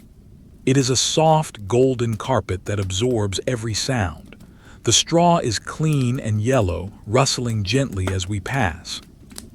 We stop at the stall of the princess's favorite mare. She is a gray horse, her coat like moonlight in the shadows. She is not lying down. Horses can sleep standing up, locking their legs in place with a system of tendons that requires no muscular effort. She stands there, a statue of flesh and bone, perfectly balanced. Her head hangs low, her eyes are closed. Her lower lip droops slightly, relaxed in deep sleep. We listen to her breathing. It is a slow, massive sound. Whoosh, long inhale, whoosh, long exhale. It is a rhythm that fills the stall. It is the sound of a large, powerful heart beating at rest. We lean against the wooden partition of the stall. The wood is oak, polished smooth by years of horses rubbing against it. It feels solid and warm. We watch the mare's flank rise and fall. Up and down, up and down. It is hypnotic. There is something profoundly calming about being near a large animal that is sleeping. It communicates a sense of safety. If the horse is sleeping this deeply, there are no predators. There is no danger. In the corner of the stall, there is a manger filled with hay. Every now and then, the mare shifts her weight. Thump. A hoof meets the straw. She reaches out sleepily and takes a mouthful of hay. Crunch, crunch, crunch. The sound of grinding hay is rhythmic and slow. It is a sound of contentment. She chews slowly, eyes still closed, then stops. She swallows. She goes back to sleep. The air is filled with dust motes dancing in the lantern light. They are pieces of straw and chaff floating in the warm currents. They drift lazily. We watch one speck of dust travel from the top of the stall to the floor. It takes a long time. It lands on the straw. In the next stall, a black stallion is lying down. He is curled up, his legs tucked beneath him. He lets out a snort, PFFFFT. It vibrates in the air. He twitches his ear. He is dreaming. Perhaps he is dreaming of running in the fields of the Campus Martius. But here he is confined, safe and warm. A groom is sleeping on a pile of blankets near the tack room. He is wrapped in a heavy wool cloak. His breathing joins the rhythm of the horses. He is the guardian of the animals. He does not wake as we pass. He knows the sounds of the stable. He knows that all is well. We look at the tack hanging on the wall, the bridles, the reins, the saddles. The leather is dark and oiled. The bronze bits gleam faintly. They are resting too. The metal is cold, waiting for the warmth of the horse's mouth in the morning. But for now, they are just shapes on the wall, useless and beautiful in the dark. The smell of the hay is overwhelming in the best way. It is the smell of summer trapped in dry stalks. It reminds us of sunshine and open fields. We breathe it in. It coats our throat with a sweet, dry taste. It is a wholesome smell. It makes us feel grounded. We stroke the neck of the gray mare. Her coat is incredibly soft like velvet.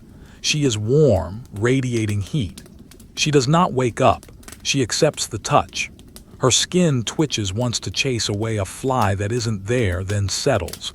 We feel the heavy muscle beneath the skin, power at rest. The stable is a world of its own. It operates on animal time, not human time. There are no schedules here at night, only the biological needs of sleep and warmth. The pace is incredibly slow. We feel our own heart rate dropping to match the slow pulse of the horses. A mouse scurries along the top of a beam. It stops to look down at us. Its tiny eyes reflect the lantern light. It washes its face with its paws, rapid, tiny movements. Then it continues on its way, disappearing into the hay loft. The stable belongs to the mice too. We sit on a bale of straw in the aisle. The straw is prickly but supportive. We sink into it. We are surrounded by the sound of breathing. 12 horses, 1 groom, a dozen mice, all breathing. It is a symphony of life in the dark. The warmth is sleepy. It makes our head nod. We stare at the lantern flame. It is steady and yellow. It creates a circle of light that holds back the shadows. Outside, the wind might be blowing. Outside, the stars might be cold. But in here, it is always warm. It is always safe. We close our eyes and listen. Whoosh. The mare breathes, crunch. The hay is chewed, rustle. The straw moves. It is a boring, repetitive loop. It wraps us in a blanket of sound. The princess in her room is sleeping on wool. The horses in the stable are sleeping on straw. The empire is resting on the earth. Everything is connected by the night. We feel the heaviness of the atmosphere. The humidity weighs down the eyelids. The smell of the horses is a sedative. We are part of the herd now. We are safe in the stall. We drift, drifting, floating in the warmth, buried in the hay, silent, still. We leave the warm, living atmosphere of the stables. We cross the courtyard one last time, the gravel crunching very softly under our feet, and approach the front of the palace. We are entering the vestibulum, the grand entrance corridor that leads to the street. This is the mouth of the house, the point where the private world meets the public empire. But tonight, the mouth is closed. The space is narrow and high. The walls are painted in dark, imposing colors, deep reds and blacks. It is designed to impress visitors, but now it serves a different purpose. It serves as a seal. We walk towards the main door, the Janua. It is a massive double door made of bound oak planks, thick enough to stop a battering ram. The wood is dark, almost black with age and oil.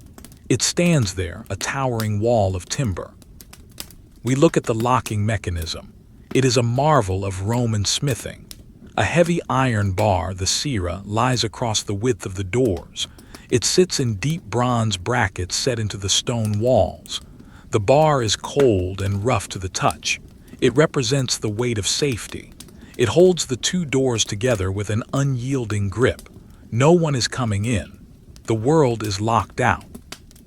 Below the bar, there is a complex keyhole. The key that turns this lock is large and heavy, made of iron. It hangs now on the belt of the chief steward, who is asleep in his quarters. The lock is engaged. The tumblers are fallen. The mechanism is at rest. There is a finality to a locked door. It says that the day is over. It says that the house is a fortress. On the floor, just inside the threshold, lies the famous mosaic. In the dim light coming from the atrium behind us, we can just make out the black and white tiles. They spell out the words cave, C-A-N-E-M, beware of the dog. It is a warning to the outside world. But to us, on the inside, it is a promise of protection. And there, lying directly on top of the mosaic, is the dog himself. He is a Molossian, the ancestor of the Mastiff. He is a giant animal, a mountain of muscle and fur. He is fast asleep. His massive head rests on his front paws. His jowls are spread out on the cool tiles. We kneel down near him. He smells of clean fur and the outdoors. He is a warm presence in the cool hallway. We listen to his breathing. It is deep and rumbly. Snore, H-H-H-H-H. Snore, H-H-H-H-H. Every now and then, a small puff of air blows from his nose, disturbing a speck of dust on the floor. He does not move as we approach. He knows the scent of the household. He is off duty in a way, yet his very presence is a deterrent. Even in his sleep, he is guarding the door. His ears are relaxed, flopped over. His tail is still. He is the living equivalent of the iron bar. Heavy, immovable, loyal. We look at the gap at the bottom of the great doors. It is a tiny slit, barely a quarter of an inch high. Through it, we can sense the street outside. We press our ear against the wood of the door. The oak is dense. It muffles sound. But if we listen very closely, we can hear the silence of the city. There are no carts, no voices, no footsteps, just the wind moving through the narrow streets of the Palatine. The city of Rome is a ghost town at this hour. The silence on the other side of the door meets the silence on this side. They press against each other, separated only by the wood. We feel the texture of the door. We run a hand over the iron studs that reinforce the planks. They are round and smooth, like cold mushrooms growing out of the wood. There are hundreds of them. Each one is a tiny anchor. The door feels like it has been here since the beginning of time. It feels like it will never open again. And for tonight, that is true. The air in the vestibule is stagnant. It is trapped between the outside and the inside. It is cool and still. We lean back against the stone wall. The stone sucks the heat from our shoulders. It feels grounding. We are standing in the airlock of the palace. The dog shifts. He stretches one heavy leg out, his claws scraping gently against the mosaic tiles. Scritch. He sighs. A long, heavy sigh that shakes his whole ribcage. He settles back down. He is dreaming of chasing wolves, perhaps. Or perhaps he is dreaming of a bone. His dreams are simple and heavy, just like him. We look back towards the interior of the house. The long corridor stretches away into the gloom, leading back to the atrium, back to the garden, back to the bedroom. The perspective is perfect. The lines of the floor tiles draw the eye deep into the safety of the home. We are standing at the edge, looking in. There is nothing to fear. The lock is strong, the bar is heavy, the dog is big, the walls are thick. The system of safety is complete. We can let go of any remaining vigilance. The house is doing the work for us. We watch a spider lower itself from the lintel of the door. It spins a web across the top corner of the door frame. It knows the door will not open. It is building its home on the barrier. It is a tiny seal of approval.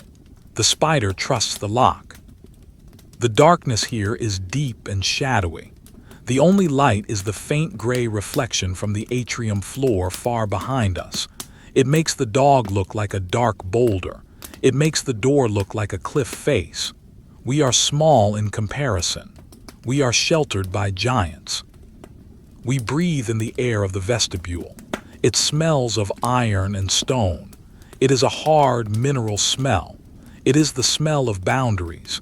It defines where out there ends and in here begins. And we are gratefully in here. We stand up slowly. We leave the dog to his dreams. We leave the door to its duty. We turn our back on the street. We walk away from the exit. We are moving deeper into the nest. We are returning to the soft center. The sound of our footsteps is soft on the mosaic. We are leaving the last outpost of alertness. The guard dog can handle the door. The iron can handle the street. We are free to go. We are free to sleep. The image of the locked door stays in our mind. A solid black rectangle, barred, bolted, secure. It is a mental image we can hold on to, a visualization of safety. We carry it with us as we walk back into the shadows of the house. The journey through the house is finished. We have walked the perimeter. We have checked the locks. We have seen the stores. We have felt the warmth of the animals. We have witnessed the silence of the garden. The inspection is complete. The mind is satisfied. There is nothing left to see. There is nothing left to do. The world has been put to bed piece by piece, room by room. We return now to the center, to the heart of the labyrinth, to the cubiculum. The room welcomes us back. It feels different now than it did hours ago. The air is heavier, more settled. The heat from the floor has permeated every corner, creating a perfect, stable temperature. The darkness is no longer a stranger. It is a blanket that we know well. We move towards the bed. The shape of the princess under the covers is barely visible. She has not moved. She is a stillness within a stillness. We slip back into the consciousness of the sleeper. We become the heavy limbs. We become the slow breath. We become the resting mind. The sensation of the bed is overwhelming. It is a physical embrace. The mattress, stuffed with river reeds, shapes itself perfectly to the body. Every pressure point is supported. The heels, the hips, the shoulders, the head. Gravity seems to pull harder now, but it is a kind gravity. It pulls us down into the earth, anchoring us to the safety of the hill. The wool of the purple coverlet feels incredibly thick. It is a shield. It separates the warmth of the body from the coolness of the air. We feel the texture of the wool against our chin. It is rough but soft. It smells of the lavender that has been crushed into the fibers. It is the scent of a summer that is gone, preserved in the dark. The breathing is automatic now. There is no effort. The chest rises, the chest falls. It is a tide, in, out, in, out. The rhythm is slower than the heartbeat of the city. It is slower than the wind. It is the rhythm of deep hibernation. We think about the house one last time, but the thoughts are blurry. They are like smoke. The door is locked. Good, the dog is sleeping. Good, the horses are warm. Good, the pantry is full. Good, the thoughts dissolve. They are no longer needed. The facts remain true whether we think about them or not. We can let them go. We let go of the door. We let go of the garden. We let go of the library. We let go of the room. We let go of the body. There is only the sensation of floating. We are drifting on a vast, dark, underground river. The current is slow and gentle. It carries us deeper into the mountain. There is no light here. There is no sound here. There is only the feeling of being held. The darkness behind the eyelids is absolute. The gray clouds are gone. The phosphenes are gone. It is a pure black void. It is restful to look at. It demands nothing. It is a screen that has been turned off. The silence is a physical substance. It fills the ears like warm oil. It blocks out the memory of sound. We cannot remember what a voice sounds like. We cannot remember what a chariot sounds like. We only know the quiet, the hum of the universe at rest. The separation between the sleeper and the bed disappears. Where does the skin end and the linen begin? It is impossible to tell. We are melting into the mattress. We are becoming part of the furniture, part of the house, part of the stone. The mind spirals down, down through the layers of the day, past the sunset, past the noon heat, past the morning light, down into the bedrock of the night. It is a spiral of relaxation, deeper and deeper and deeper. A feeling of immense gratitude washes over us. Gratitude for the warmth, gratitude for the safety, gratitude for the boredom. It is a luxury to be this bored. It is a luxury to be this safe, to have nothing to worry about, to have nowhere to be. The heartbeat is soft and distant, thump, thump. It is the only clock left, and even that is fading. It is becoming part of the background vibration of the earth. The lavender scent fades, the wool texture fades, the warmth remains. A glowing, golden warmth in the center of the chest. It spreads to the fingertips, it spreads to the toes. It creates a cocoon of light in the darkness. We are safe. The empire can stand or fall. The sun can rise or set. The seasons can change. But here in this room, in this bed, in this moment, everything is perfect. The final stage is approaching. The delta sleep, the dreamless sleep, the restorative sleep.